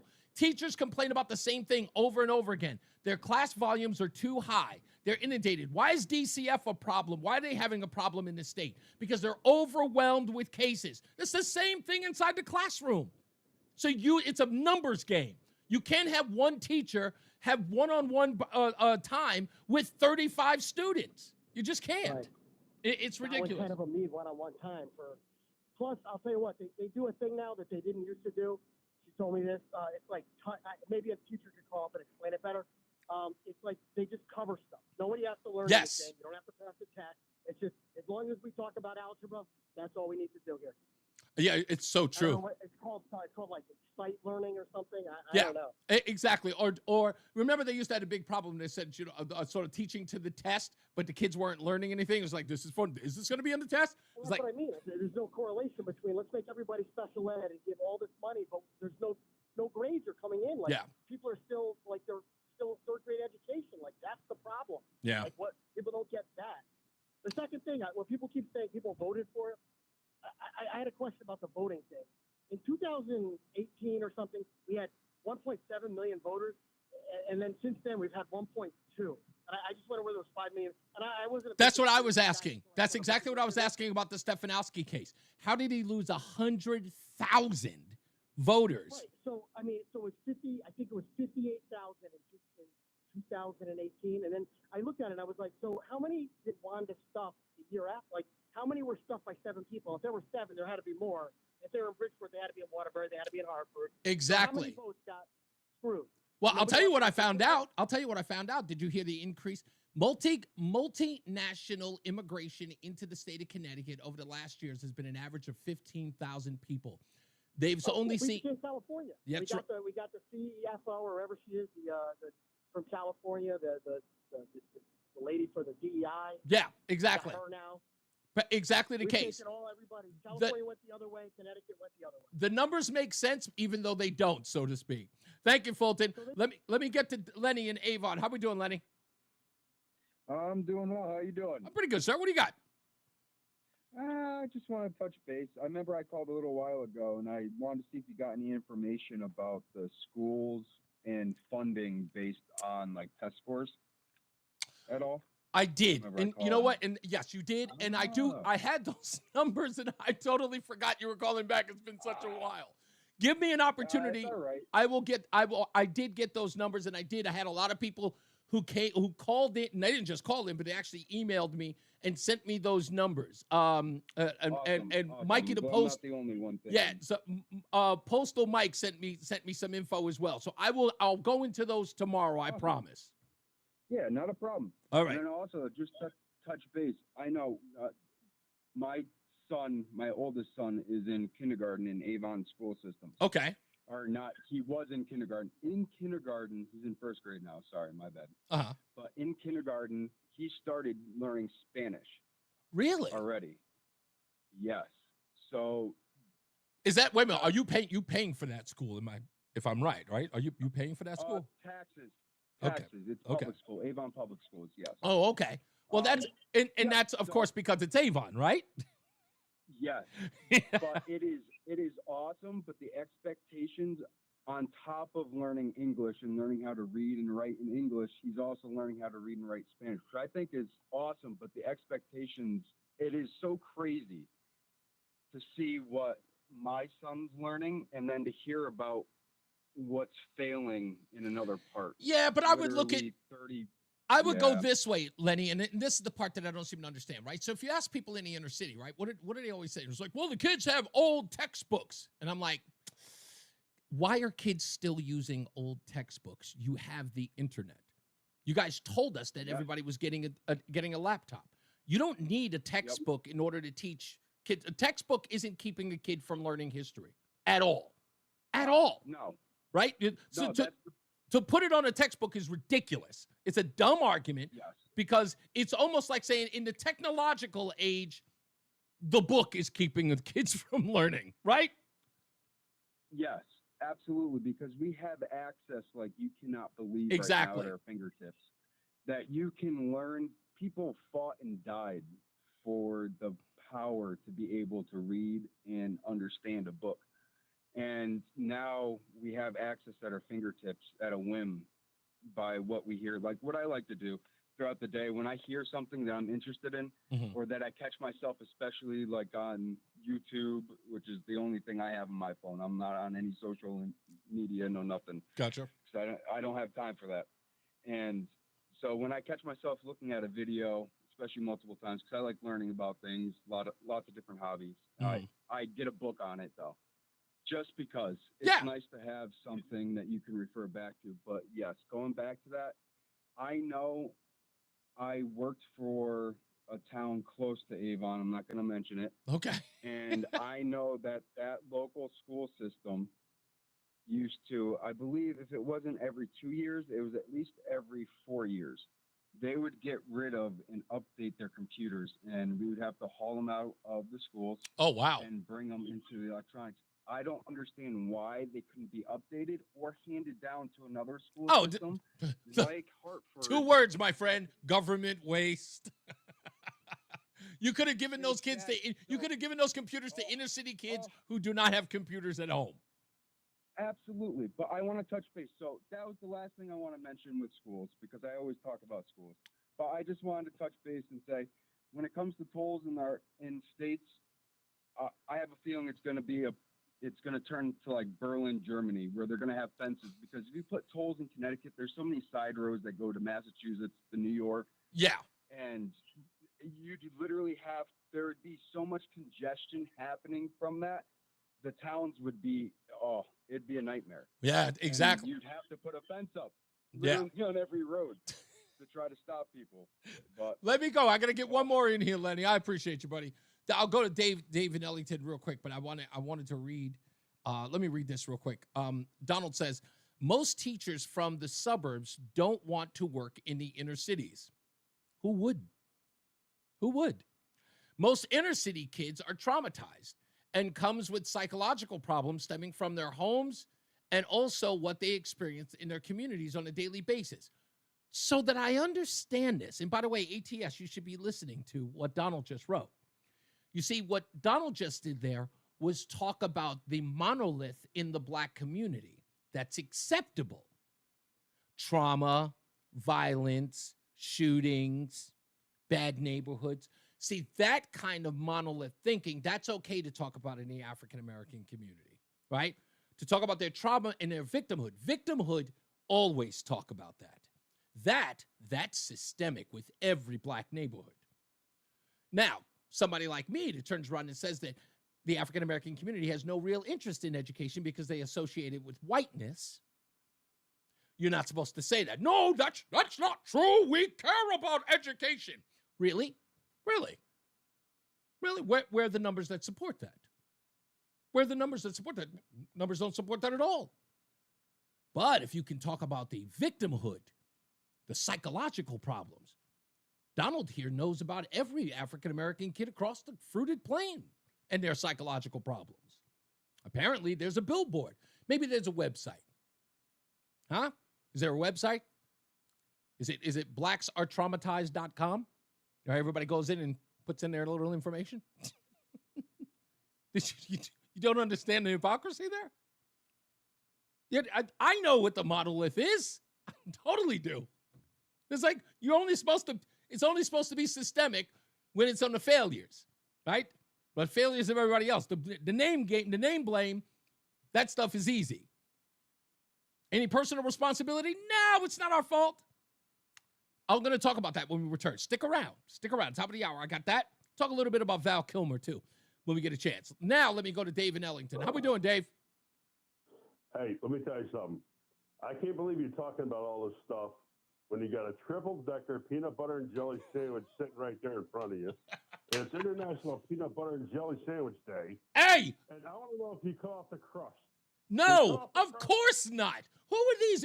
Okay. Listen, I don't want to insult people who cut off the crust because there are a lot of people who do. So I don't want to disparage those good people. I just asked a question. Let me tell you, Dave, just before you go, I do want to tell you this. You know, my wife and I were in Costco the other day, right? And we walked past the frozen food aisle, and you know what she says to me? She goes, "Ooh, look, do you want those?" And it was a big, giant box of Crustables. Have you ever heard of those? Ooh, with the honey. Crustable peanut butter honey. Woo!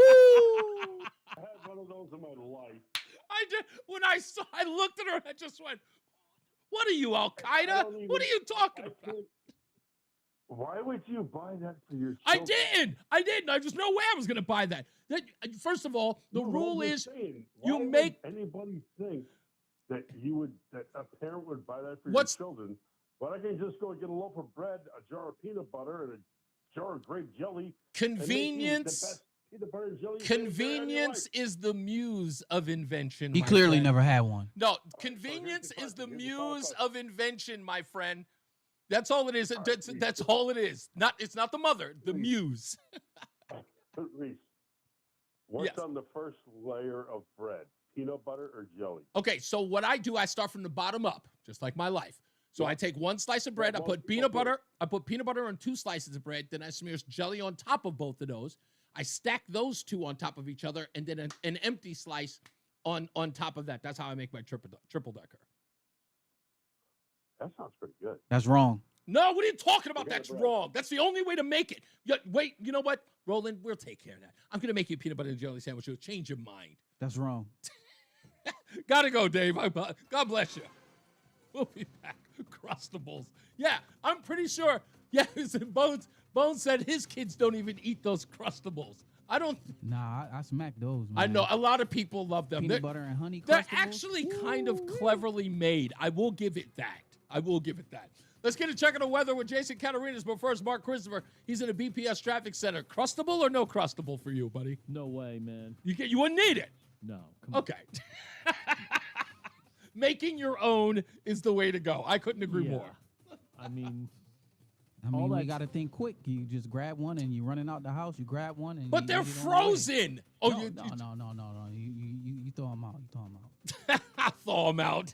Can you imagine all the chemicals that are sitting in that to keep that sort of fresh? Yeah. I can't even imagine. Terrible. It's terrible.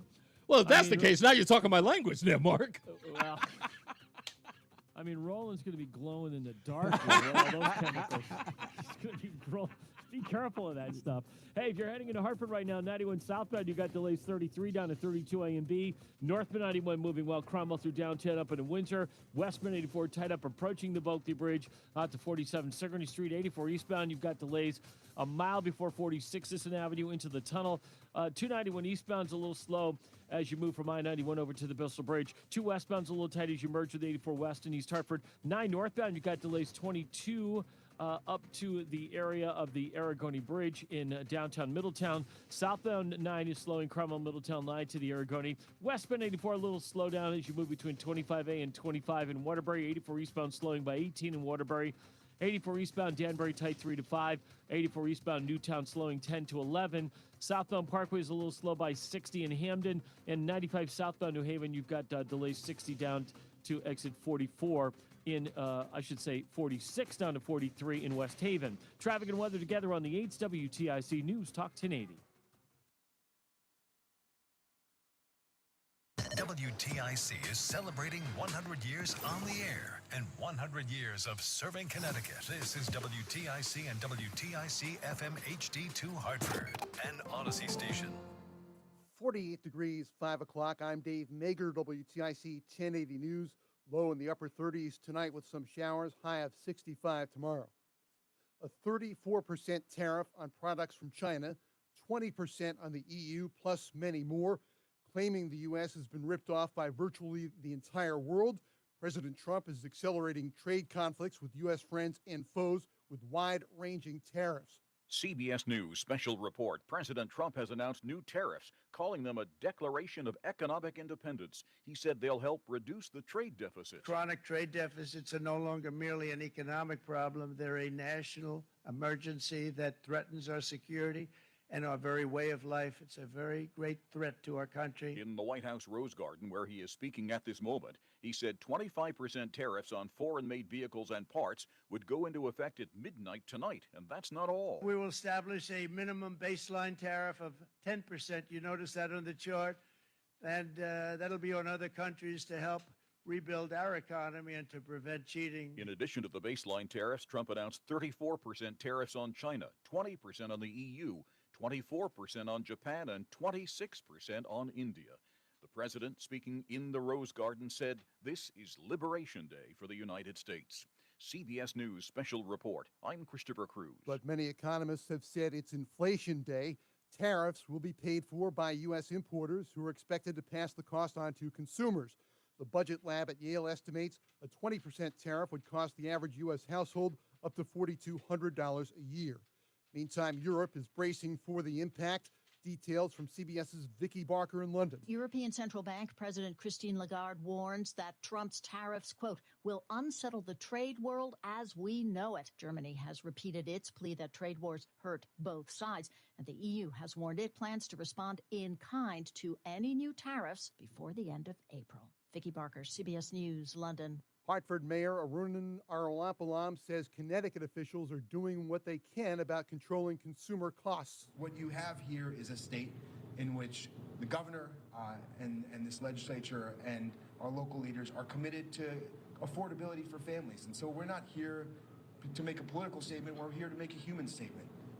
This is enough for our families. They have borne as much as they can, and we need to do everything we can to make the price of basic groceries more affordable. The audio from WFSB.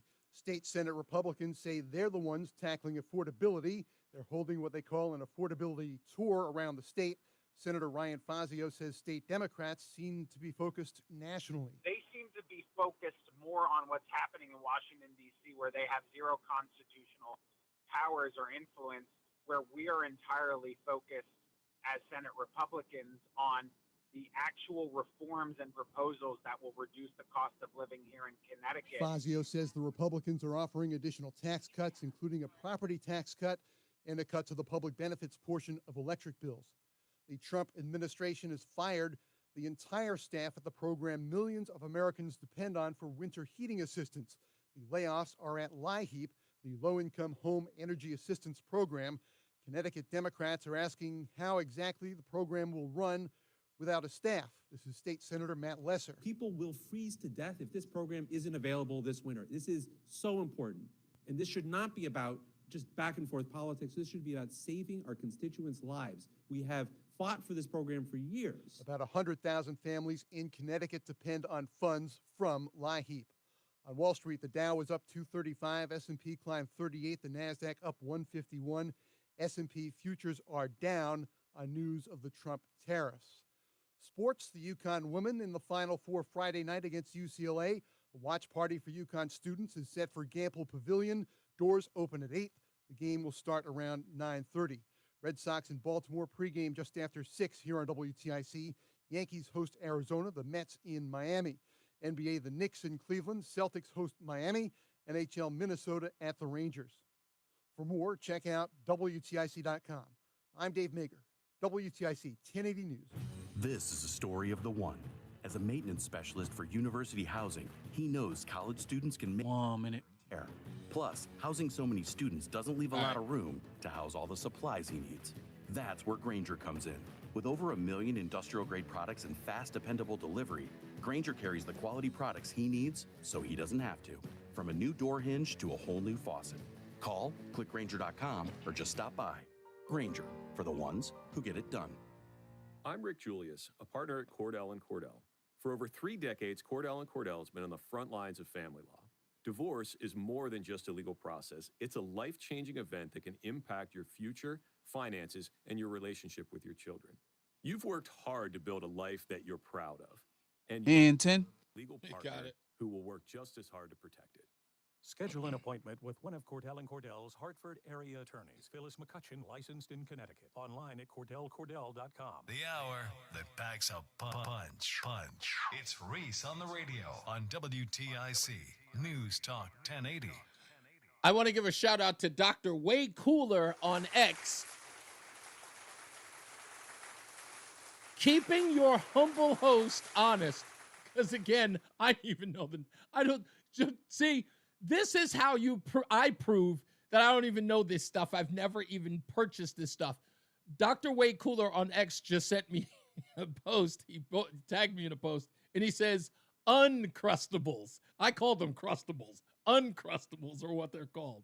I didn't know what the name of them are. All I know is that it's just some round disc with it's bread, and I know that it's peanut butter and jelly on it. So thank you for the correction. Uncrustables are what they're called.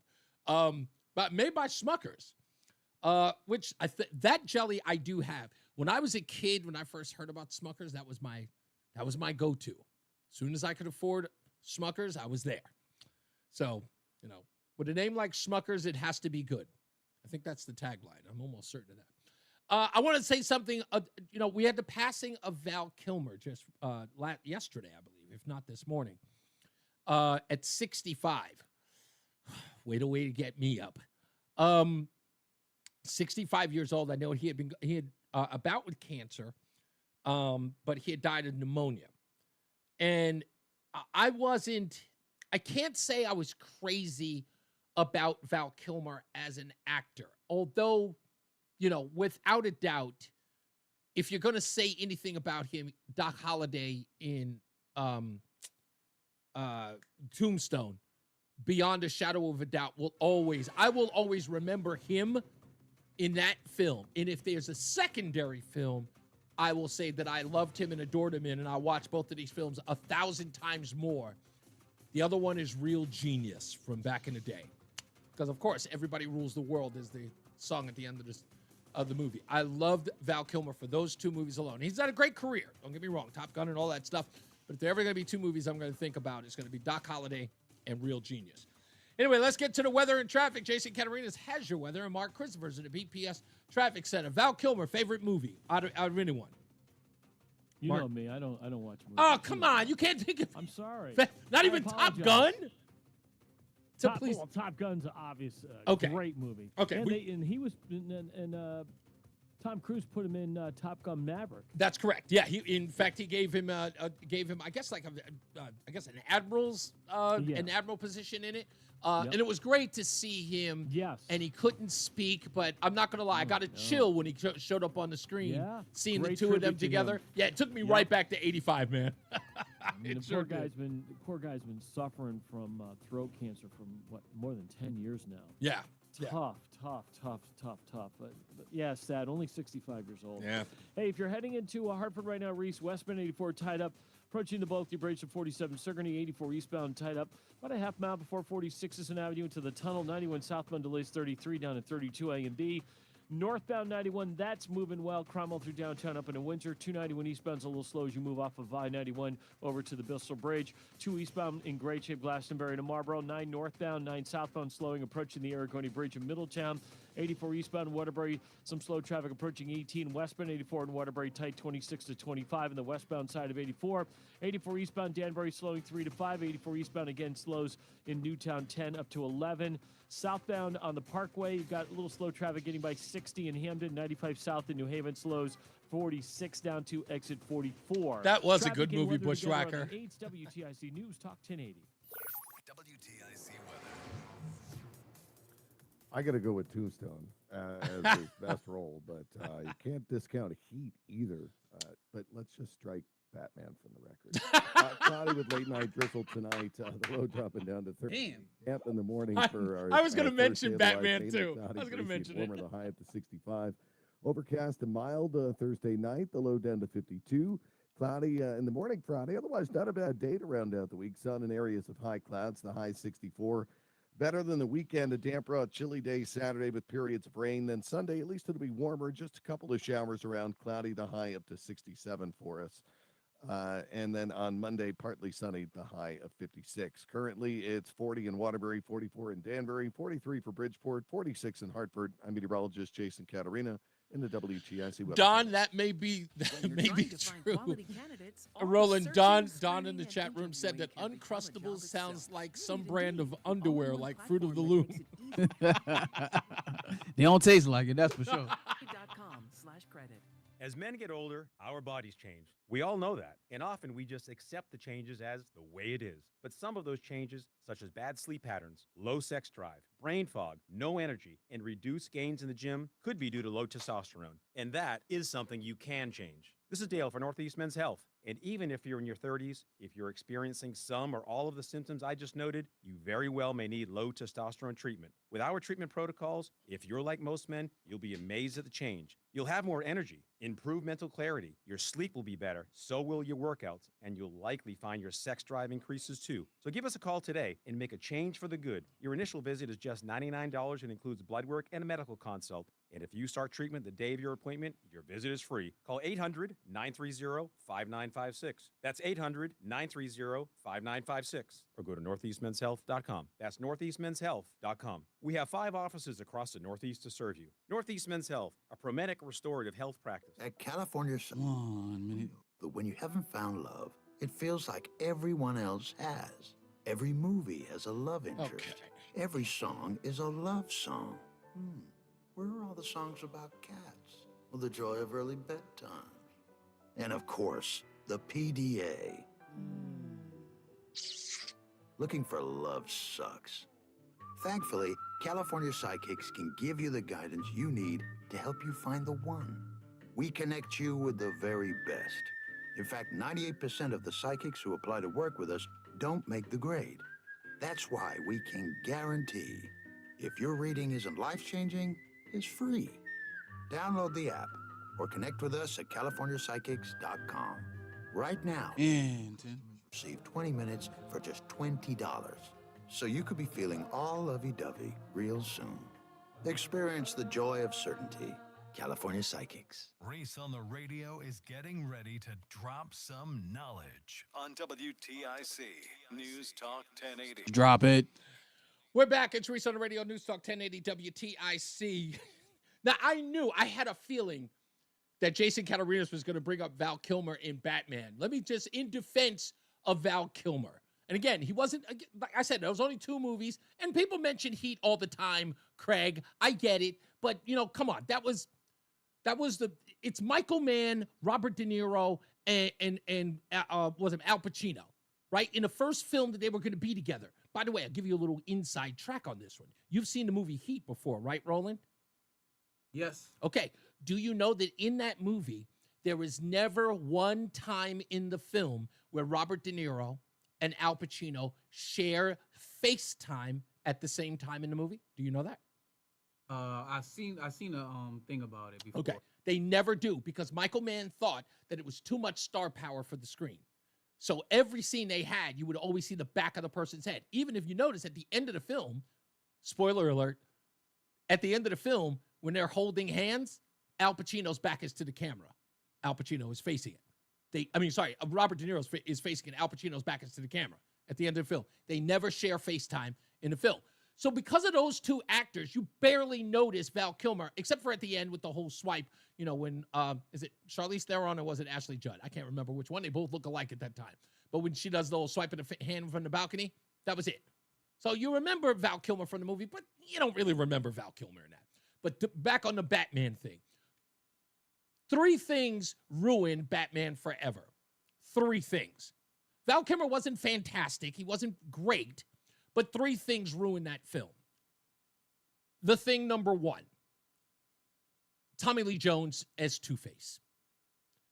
Two-Face in this universe is supposed to be black. It was supposed to be played by Billy D. Williams. Because Billy D. Williams is Two-Face in both of the original 2 films. He is.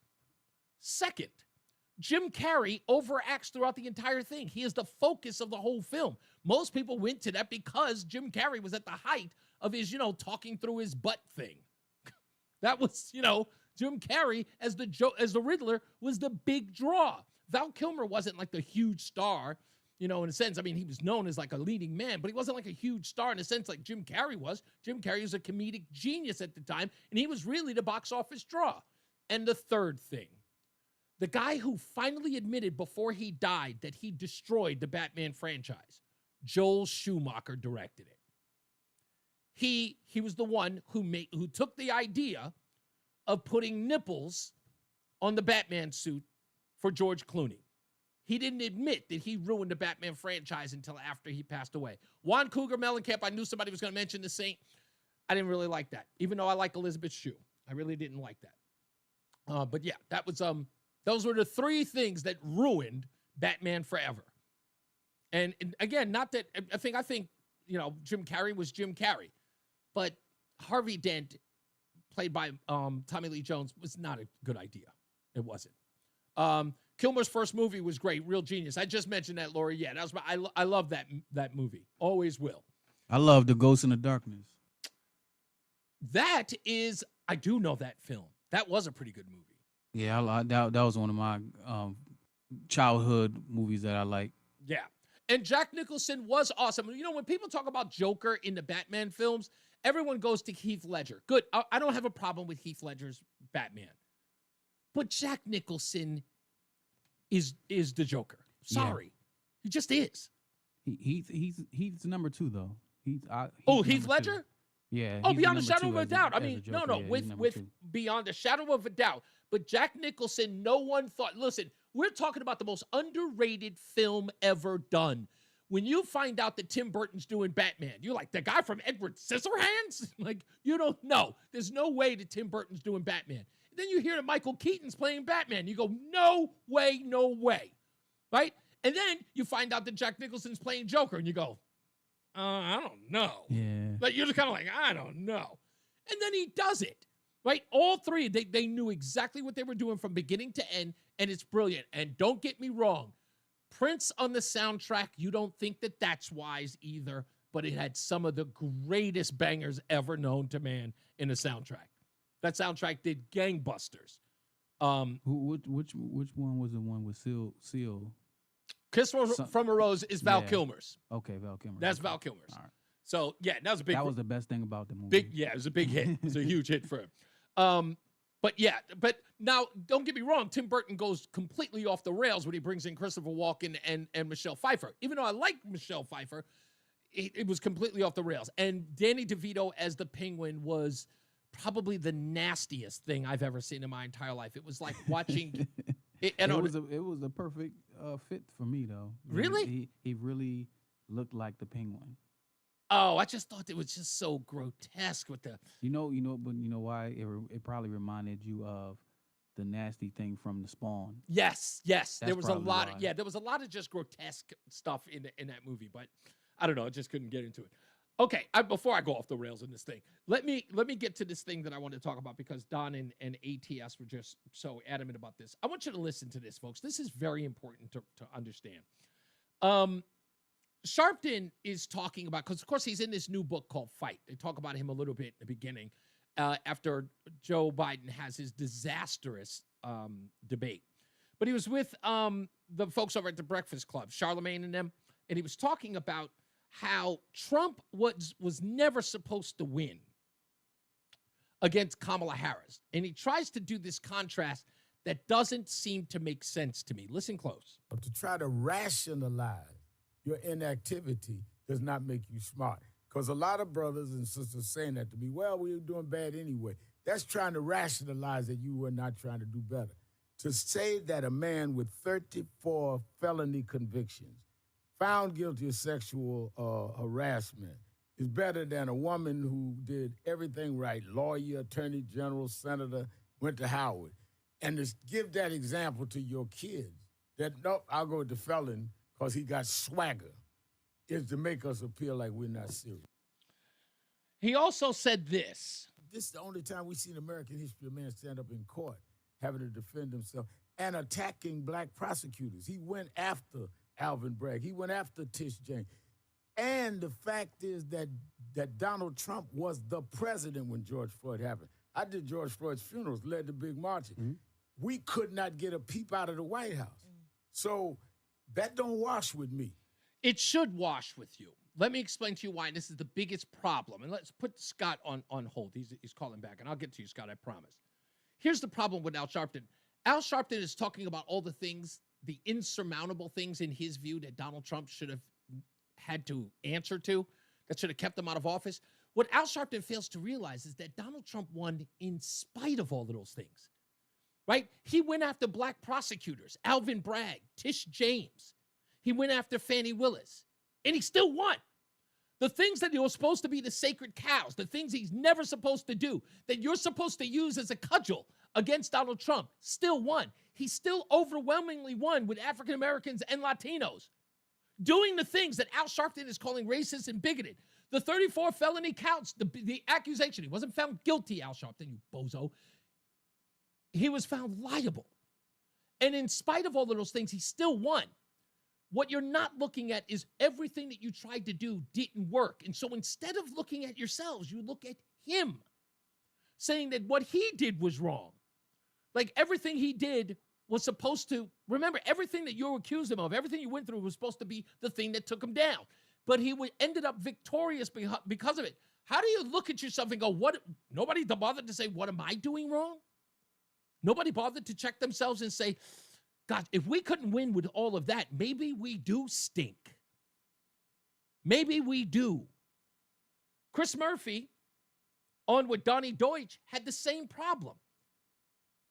Here's Chris Murphy talking about why Bernie Sanders works for the party, why the Bernie Sanders message works for him and should work for everybody else. This is the most insane thing I've ever heard in my entire life. Talk about no reflection, no self-reflection.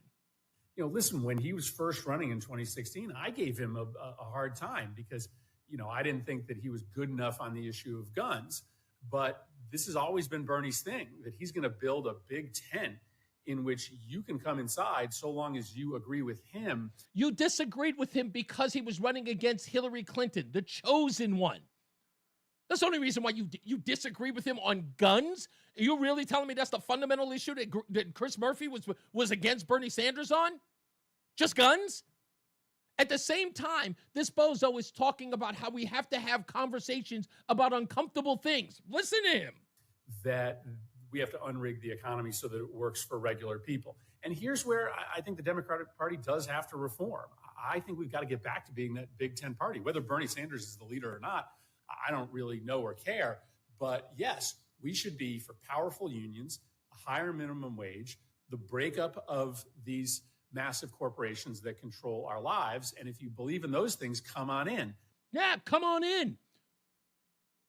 He's the one who's sitting up here talking about, we don't have to have this ideological divide. We should be able to hash those things out. That's what Chris Murphy believes. But he didn't believe in Bernie Sanders because of Bernie Sanders' position on guns. How are you having it both ways, doofus? We shouldn't have all these litmus tests where you have to agree with us on choice, on gay rights, on climate, on guns, in order to be a participant. Did you hear this, bozo? Just so we hear it again, listen to what he said. This is what I said. Sometimes, just sometimes, I don't want to have to play it. I'm playing it. You talk too much. Never shut up. I said you talk too much. Oh boy, you never shut up. He needs to shut up. This is him. This is him. Listen, when he was first running in 2016, I gave him a hard time because, I didn't think that he was good enough on the issue of guns. But we shouldn't have all these litmus tests where you have to agree with us on choice, on gay rights, on climate, on guns, in order to be a participant in our party. So that's a tough conversation for the Democrats to have. To kind of This go back is the reason why they suck. It has nothing to do with the things that they're talking about. They have no self-reflection. They can't even look. That guy was in the same conversation minutes apart, and didn't hear himself contradict himself, saying I was against Bernie because he was against guns, but we need to have an open conversation. We don't have to tear each other down because we don't agree about guns. When the last time, that's exactly what he did. Goodness gracious. 860-522-WTIC. Let's go to Scott in the car. Hey, Scott. Hey, bud, how are you? I'm good, man. What's up? First of all, I called a little while ago, and I heard you making the argument about Batman and the three things. I'm like, if he doesn't say nipples on that bat suit, then I'm telling him there's four. Well, that was in a later film. Remember, that's the George Clooney version right after Val Kilmer. But you're right. Joel Schumacher was responsible for all of those movies. Yeah, I couldn't. When I saw that, I'm like, those better have like guns or laser beams or something. But you also mentioned like the movie Heat. Every time I hear someone mention and talking about the movie Heat, it's funny that back in that day, the two women that are the leads in that movie, alongside De Niro and Pacino, I know they're both from Connecticut. That's right. Amy Brenneman was De Niro's girlfriend, and Diane Venora, she was Pacino's wife. That's right. And where's Diana from? Diane Venora is from East Hartford. That's right. Family, wonderful, large family, East Hartford. She was actually married to Andre Barkowiak, the director of photography for Absent Malice and stuff like that. Is Brenneman from Greenwich? No, she's from Glastonbury. Really? Yeah, she's from my town. She's right here from I didn't. Of mine in high school. I'm trying. Okay, well I don't know why I confused. I always thought that she was from Greenwich. Yeah, she had Glastonbury High, and she's been and the actress types. I mean, the whole drama club thing all through high school. I mean, everything was all about the acting. So she's the real deal. Yeah, it's a lot of Connecticut folks, man, that went down. I love the fact that New Jersey, there's so many. I almost feel like if you're from Connecticut or from New Jersey and you got into acting, you're still kind of viewed as like a New York actor. You know what I mean? Because that's the truth. And watching Diane play. Diane was the first woman to play. Midsummer Night's Dream. That's right. Joseph Page Theater. Yeah, she was the first one to play Hamlet as a woman. I did not know that. Huh? Yeah, pretty cool. But the other conversation, we were talking about Trump, and a lot, the Democrats, the position they put themselves in. Mhm. And this past election, I mean, it's such a reflection of, I don't even think they realize that what they're saying, what they're talking to people, and how they've traditionally tried to convince everybody that they're the party of, of the working person. I don't think they realize anymore that they went so far that they've turned a lot of people that usually relied on the bits and pieces they got because they don't have the time to absorb politics, was so off base that people are finally going, wait a minute, what the heck are these people talking about? Exactly. Nothing they cared about seemed to be the stuff that I cared about. And they also, I got to go to a break, Scott. I'm sorry, boss man. I'm sorry that I do. I'll call you later. Bye. You got it. Yeah, that's a true point. A lot of those people, I'm going to tell you, the school board in Loudoun County, that was people don't know this. Loudoun County, that's not as conservative as you think. Let's get another check of the weather and traffic with Mark Christopher in the BPS Traffic Center. Hey, buddy.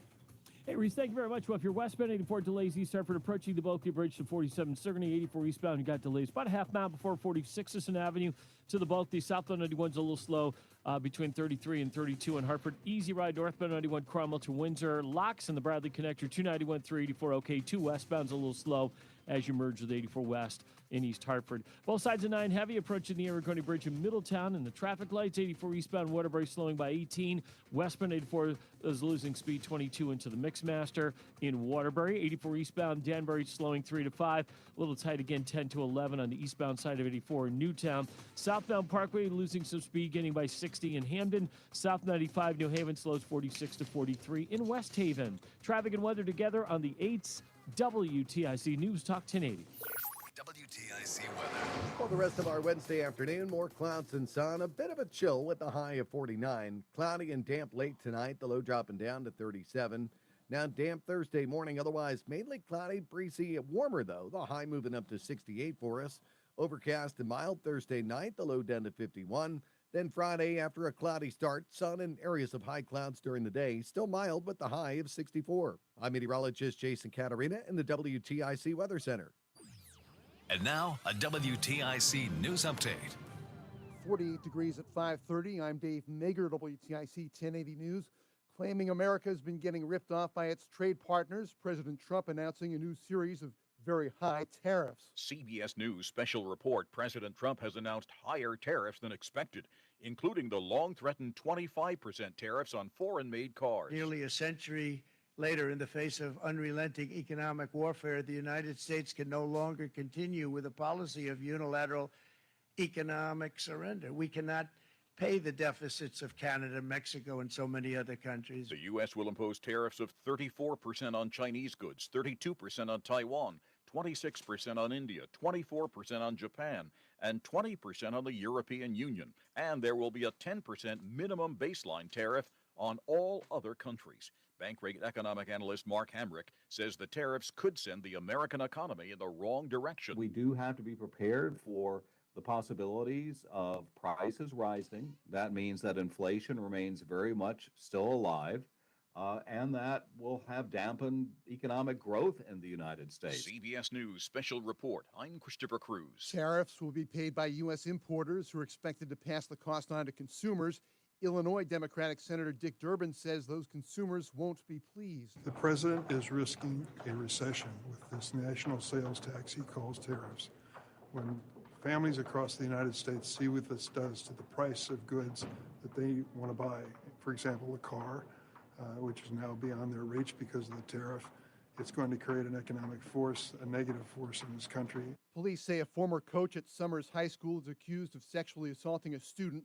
27-year-old Justin Perez faces a series of charges, including risk of injury to a minor and fourth-degree sexual assault. The investigation began last October after a female student reported the trouble. State police say Perez engaged in inappropriate phone and social media contact with the victim, also inappropriate physical contact and unwanted advances. On Wall Street, futures are down on news of the Trump tariffs. NASDAQ futures dropping more than 2%. Today, the Dow was up 235, S&P climbed 38, the NASDAQ was up 151. Sports, Rory McIlroy commits to play in this year's Travelers Championship. Red Sox in Baltimore, pregame, top of the hour on WTIC. Yankees host Arizona, the Mets in Miami. For more, check out WTIC.com.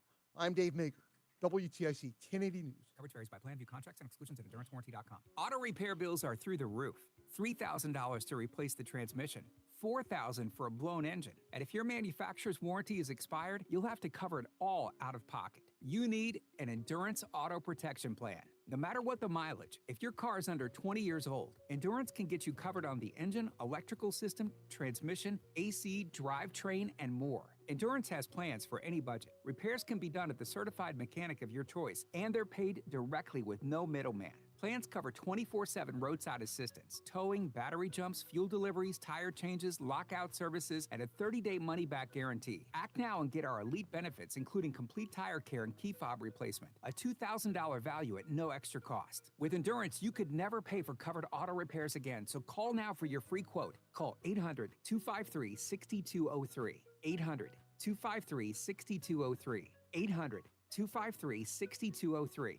We all hear the radio ads about the tell you to be afraid, to be scared, and they try to frighten you into calling. I'm not here to do that. Tax Relief Advocates is different. TRA is here to tell you that if you owe money to the IRS, whether it's $5,000, $50,000, or $500,000, we have a solution. It doesn't matter if you're sitting in your car, at work, or with your kids. No matter where you are, call now. 800-575-6481. Don't lose hope. TRA can eliminate or reduce what you owe to the IRS. Generous programs are now available that can give you a fresh start. Our passion is taxes and helping individuals fix their IRS problems. We have over 1,000 five-star reviews on Google and an 8+ with the Better Business Bureau. You don't need to be afraid of the IRS any longer. End your tax nightmare today by visiting us online.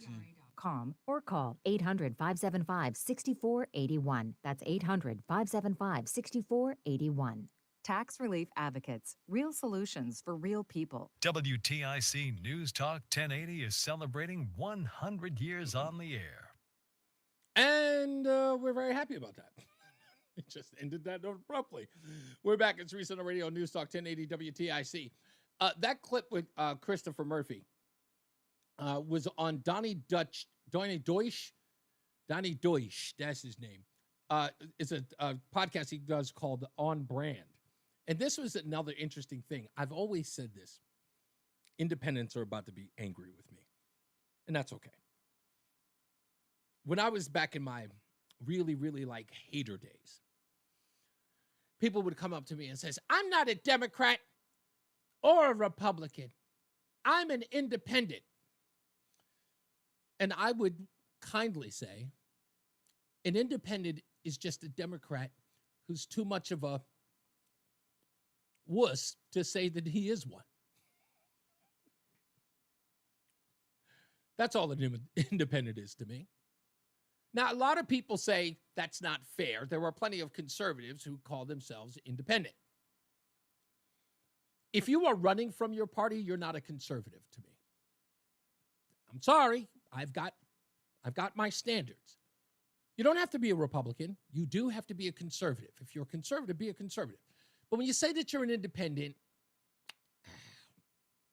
I have to start listening to you, and I start hearing liberalism come out of your mouth, and then I know. Now, why do I say that? Because if you've noticed, and if you've been paying attention, people are openly talking about how they're leaving the Democrat Party because it's toxic and now becoming independents. Donnie Deutsch, in this exchange with Chris Murphy, he said exactly what I've been saying for over 25 years. Independents are just Democrats who are too much to admit it. Listen closely. Listen to what he says. This is how I know it for certain. I've been a lifelong Democrat, and lately I'm calling myself an independent. The Democratic Party has kind of lost me. I'm a man without a party right now. I'm certainly not going to the other side. There it is. I'm certainly not going to the other side. He immediately demonized the other side. Certainly not going into the other side, but I'm a man without a party. I'm going to become an independent. Donnie Deutsch is nothing more than a Democrat who just can't admit it anymore. Because its policies and who they are too nasty to touch. Don't want that whack juice on me. Listen. Lifelong Democrat, and lately I'm calling myself an independent. The Democratic Party has kind of lost me. I'm a man without a party right now. I'm certainly not going to the other side, but I'm a man without a party. I look at what the party stood for. Right now, I'm not quite sure what it stands for. And what scares me some of the big voices out there, AOC, Bernie Sanders, even if their message of economic populism is a resonating message, they as messengers, I'm the branding guy, says, whoa, party is way, way left. That's what scares me. That's what says, It was also the reason why the Democrat Party would never allow Bernie Sanders to be its spokesperson in 2016. That's why they sabotaged him. That's why they kneecapped him. They Nancy Kerrigan his butt. Because they can't go that far left. They know that's a losing argument. Then they have to justify socialism. Just how it is. Jason Catarina says your weather. Mark Christopher's in the BPS Traffic Center. Hey, man. Hey, thank you very much, Reese. If you're heading into Hartford right now, southbound 91's a little slow, 32A and B. After that, in Hartford, you're moving well as you move down Rocky Hill into Cromwell. Northbound 91, easy ride, Cromwell, Route 9 interchange up to the Bradley Connector and Windsor Locks. Westbound 84 slowing East Hartford, approaching the Bulky Bridge of 47 Sigourney. 84 eastbound, got some slow traffic, about a half mile before 46th Avenue into the tunnel. 291 through 84 okay east of the river. 9 southbound's a little slow as you approach the Aragoni Bridge in Middletown. 84 westbound, Waterbury slowing 22 to the Mixmaster. 84 eastbound, Waterbury tight by 18. 84 eastbound in Danbury, some slow traffic 3 to 5. Again, 84 eastbound slowing 10 to 11 in Newtown. Southbound Parkway a little slow as you approach the West Rock Tunnel. South 95 in New Haven slowing from 46 down to 43. Northbound Parkway a little bit tight now, just north of the West Rock Tunnel, heading up toward exit 60. Traffic and weather together on the 8th WTIC News Talk 1080.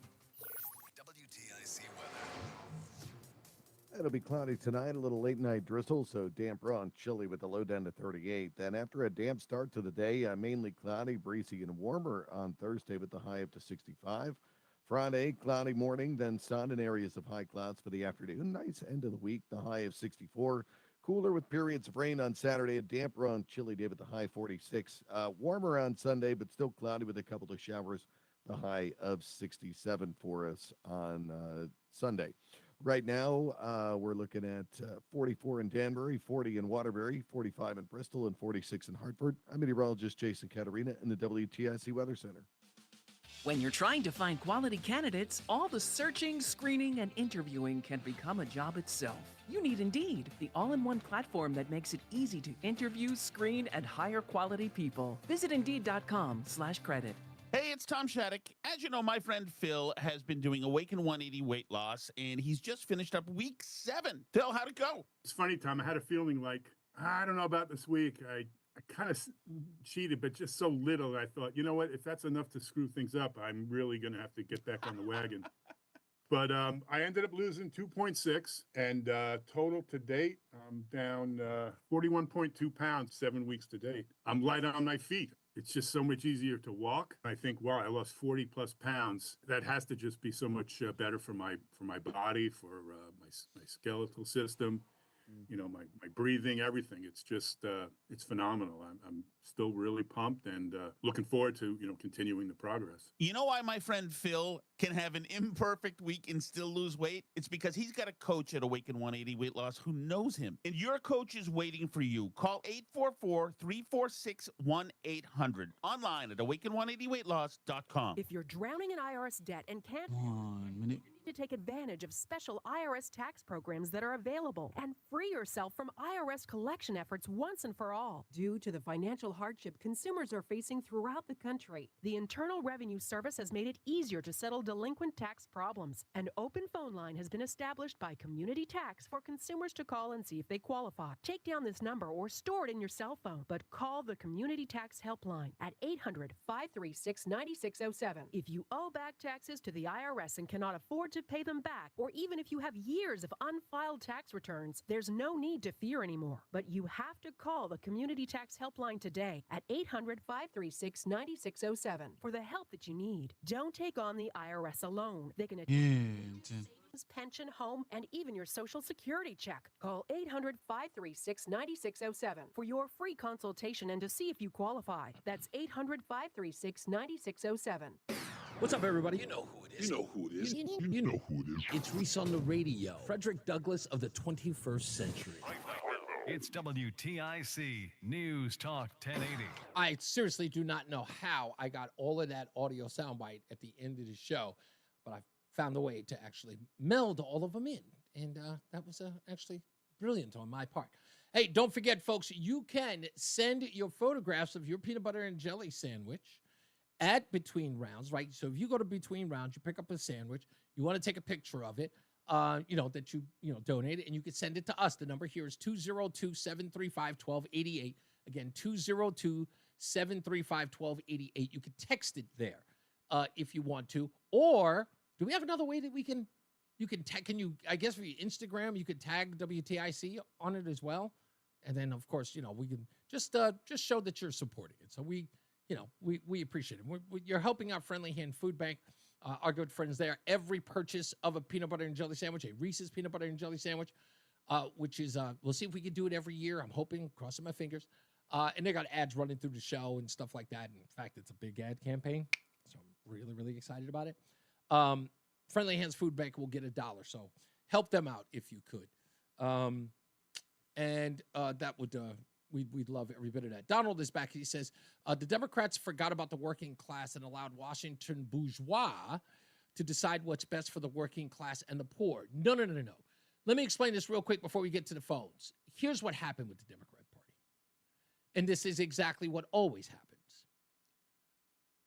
When you've demonized and marginalized the opposition to the point where you don't have to work hard for that vote, you will eventually neglect them. Now, that was easy to do with candidates like John McCain and Mitt Romney. Those guys had absolutely no charisma to speak of. They were not controversial. They were very apprehensive in their speech. I mean, Mitt Romney wouldn't go out on the campaign trail after Hurricane Sandy or whatever that thing was because he didn't want to send the wrong message. He was scared to death. They wrote a 1,700-word essay about him as a kid, allegedly bullying a suspected homosexual child, and he was scared to death. He had been demonized and marginalized so much that he walked around and tiptoed. There has never been a candidate on the Republican side like Donald Trump, not since a Ronald Reagan, who had a degree of bravado, pushback, a little bit of punch in him. You can't name another Republican like him. George W. Bush was sometimes a little bit milquetoast. But when you had a Democrat Party who had solidified its base, blacks were going nowhere, Latinos going nowhere. Until they started to lose them, then they wanted to, go nuts with the illegal immigration. But African Americans were going nowhere. When you know that you've solidified that base, you can ignore them. Ain't nobody vote for them Republicans. They're evil. They were associated with evil until Donald Trump came around. He was a billionaire, everyday man. Because the Democrats thought at that point they could get every sort of marginalized group. So they went nuts with the LGBTQ community, particularly the T community. They went nuts with them. And plus, they could fundraise like no other. But in order to fundraise, in order to get them, they had to do things that they otherwise wouldn't do. And that's ostracize any opposition to it. That's what happened with woke. If you went in opposition to woke, you got canceled. That's where the tyranny rolled in. The tyranny rolled in and said, if you are opposed to that, when you start going deep end on that, and I'll give it a quick example. There were dating sites that told men if they did not even, these were articles, you can read them anywhere you go. There were articles about dating sites that said that if a man did not choose a transgendered person on their dating app, they were considered transphobic and they would be removed from dating sites. There was a BBC article where women who were on dating, lesbian women on their dating sites had to go out or felt pressured in going out with transgendered men. Some women felt pressured to even engage in sexual activity with them. Go look up the articles in BBC. I read it on this show. So there was a tyranny that was going on there. There was a pushback. And going back to Loudoun County, here's a good point. Loudoun County is one of the richest counties in the Washington, D.C. area. People call it a D.C. suburb. It is overwhelmingly left. It is overwhelmingly liberal. There are no real conservatives over there. But when they started getting an uproar, that's where Moms of Liberty was formed. when those mothers were shut down, when they sent in FBI agents like Stephen Friend to go there and start jotting down people's license plates because they were questioning the school boards in Loudoun County, telling people that they could not speak up for their children or even had the right to speak up for their children. And when Merrick Garland started referring to them in so much as a domestic terrorist, they lost the culture. People started to push back on that. Tyranny never reigns in America. It is innate in us to push back on that. That's how the Democrats lost. They didn't go, it wasn't about them being out of touch. It wasn't about them losing the working class. They demonized them. And they told them if they didn't jump on board, remember, they're supposed to be working for those people. They told those people if they didn't get on board that they had to be kicked out and ostracized. And Donald Trump says, hey, what do you got to lose? They've abandoned you. That's how it happened. It's that easy. 860-522-WTIC. Steve is in Andover. How you doing, Steve? Hey, good afternoon. So while I've been sitting here on hold, the one point that I was going to make with you, I'll make, and then two more popped up. So go ahead. So the first one, I'm going to take issue with your choice of vocabulary. Mm-hmm. I'm going to say that Donald Trump didn't win in spite of the things, not fighting or fighting all those people and taking them on and stuff. He won because of it. Okay, I agree with that. There are people who viewed him as a champion for taking on the established crap and the woke that you just mentioned. Yeah. So I don't think it was like in spite of that. It was because of that, because he took an offensive stance. Finally, somebody was standing up for people who had thoughts and beliefs, who kind of had to keep them, couched in polite society, depending on who you're hanging out with. Right.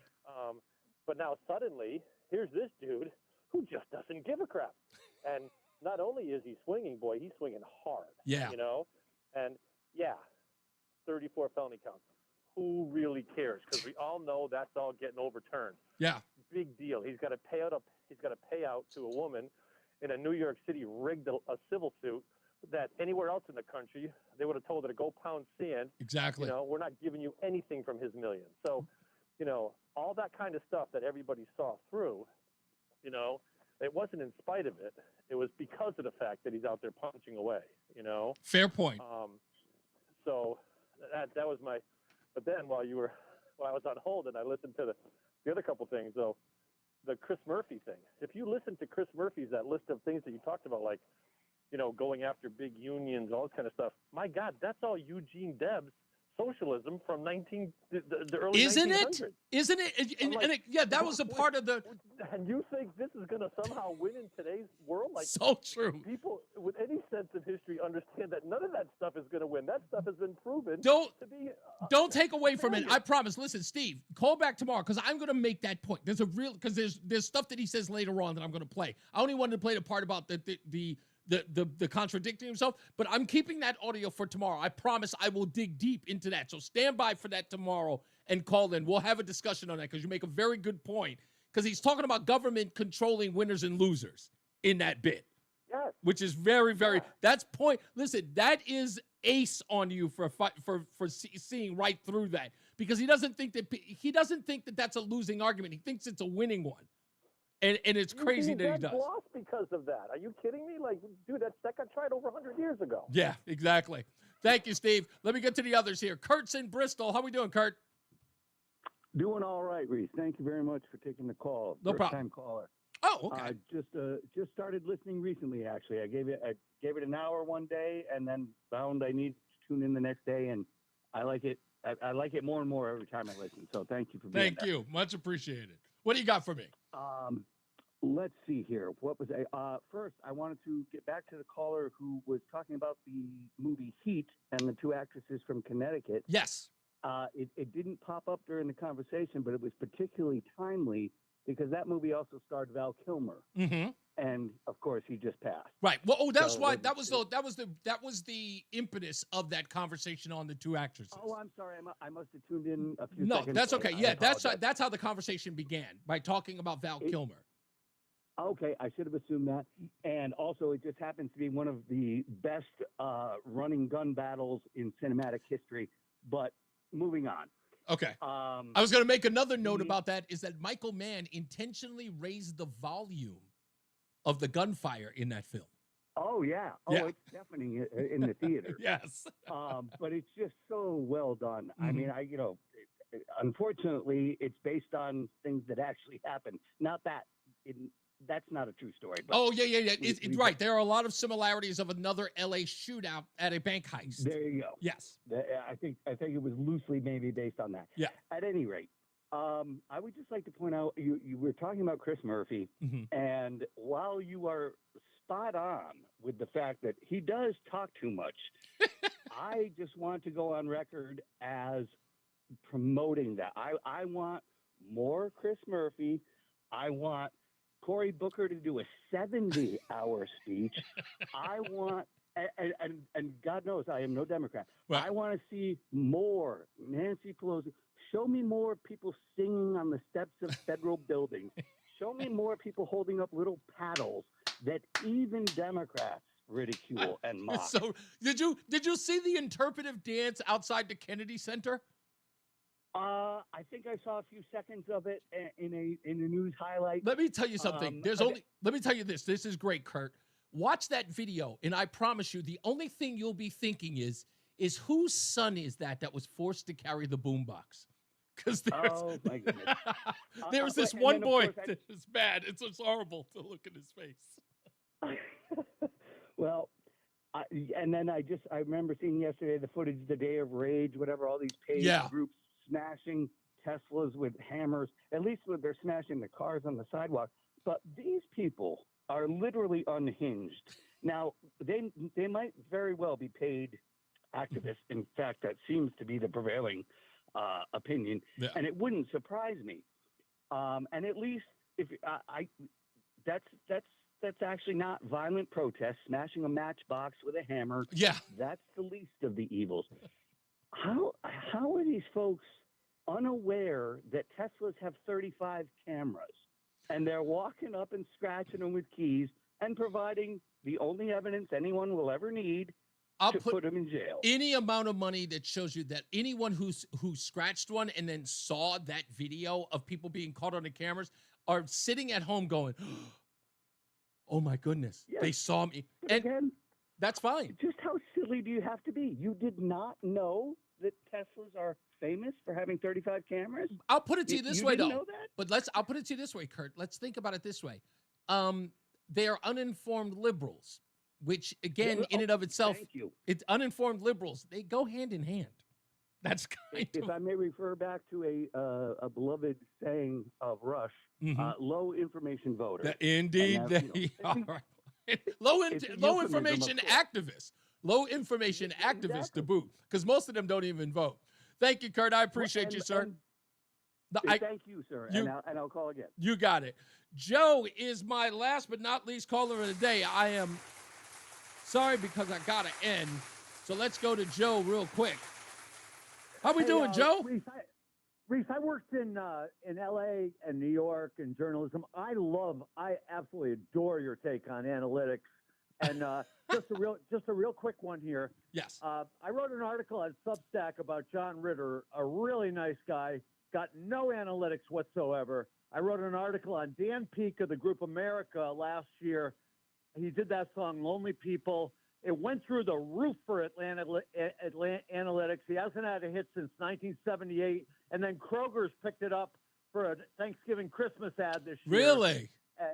Yeah, and I'm telling you, you are so awesome on analytics. Thank you. I never would have dreamed.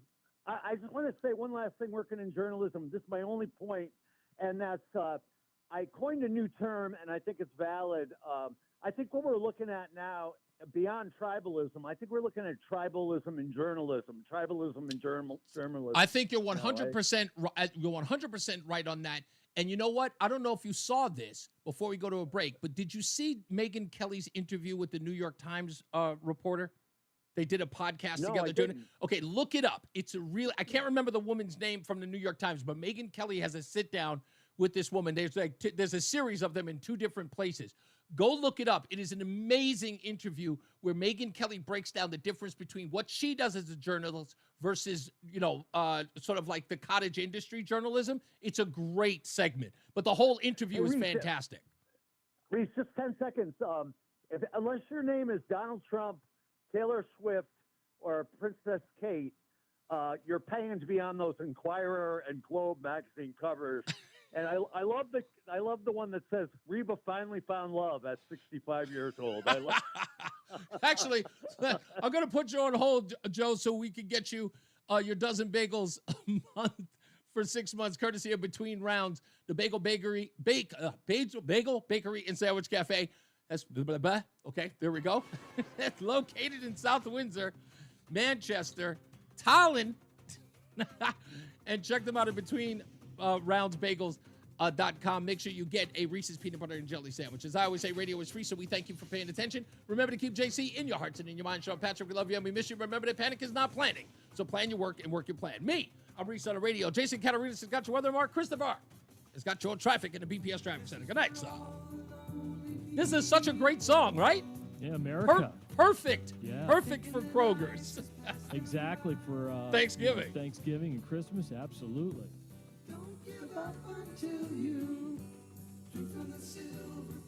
He's always at the ready, Mark Christopher.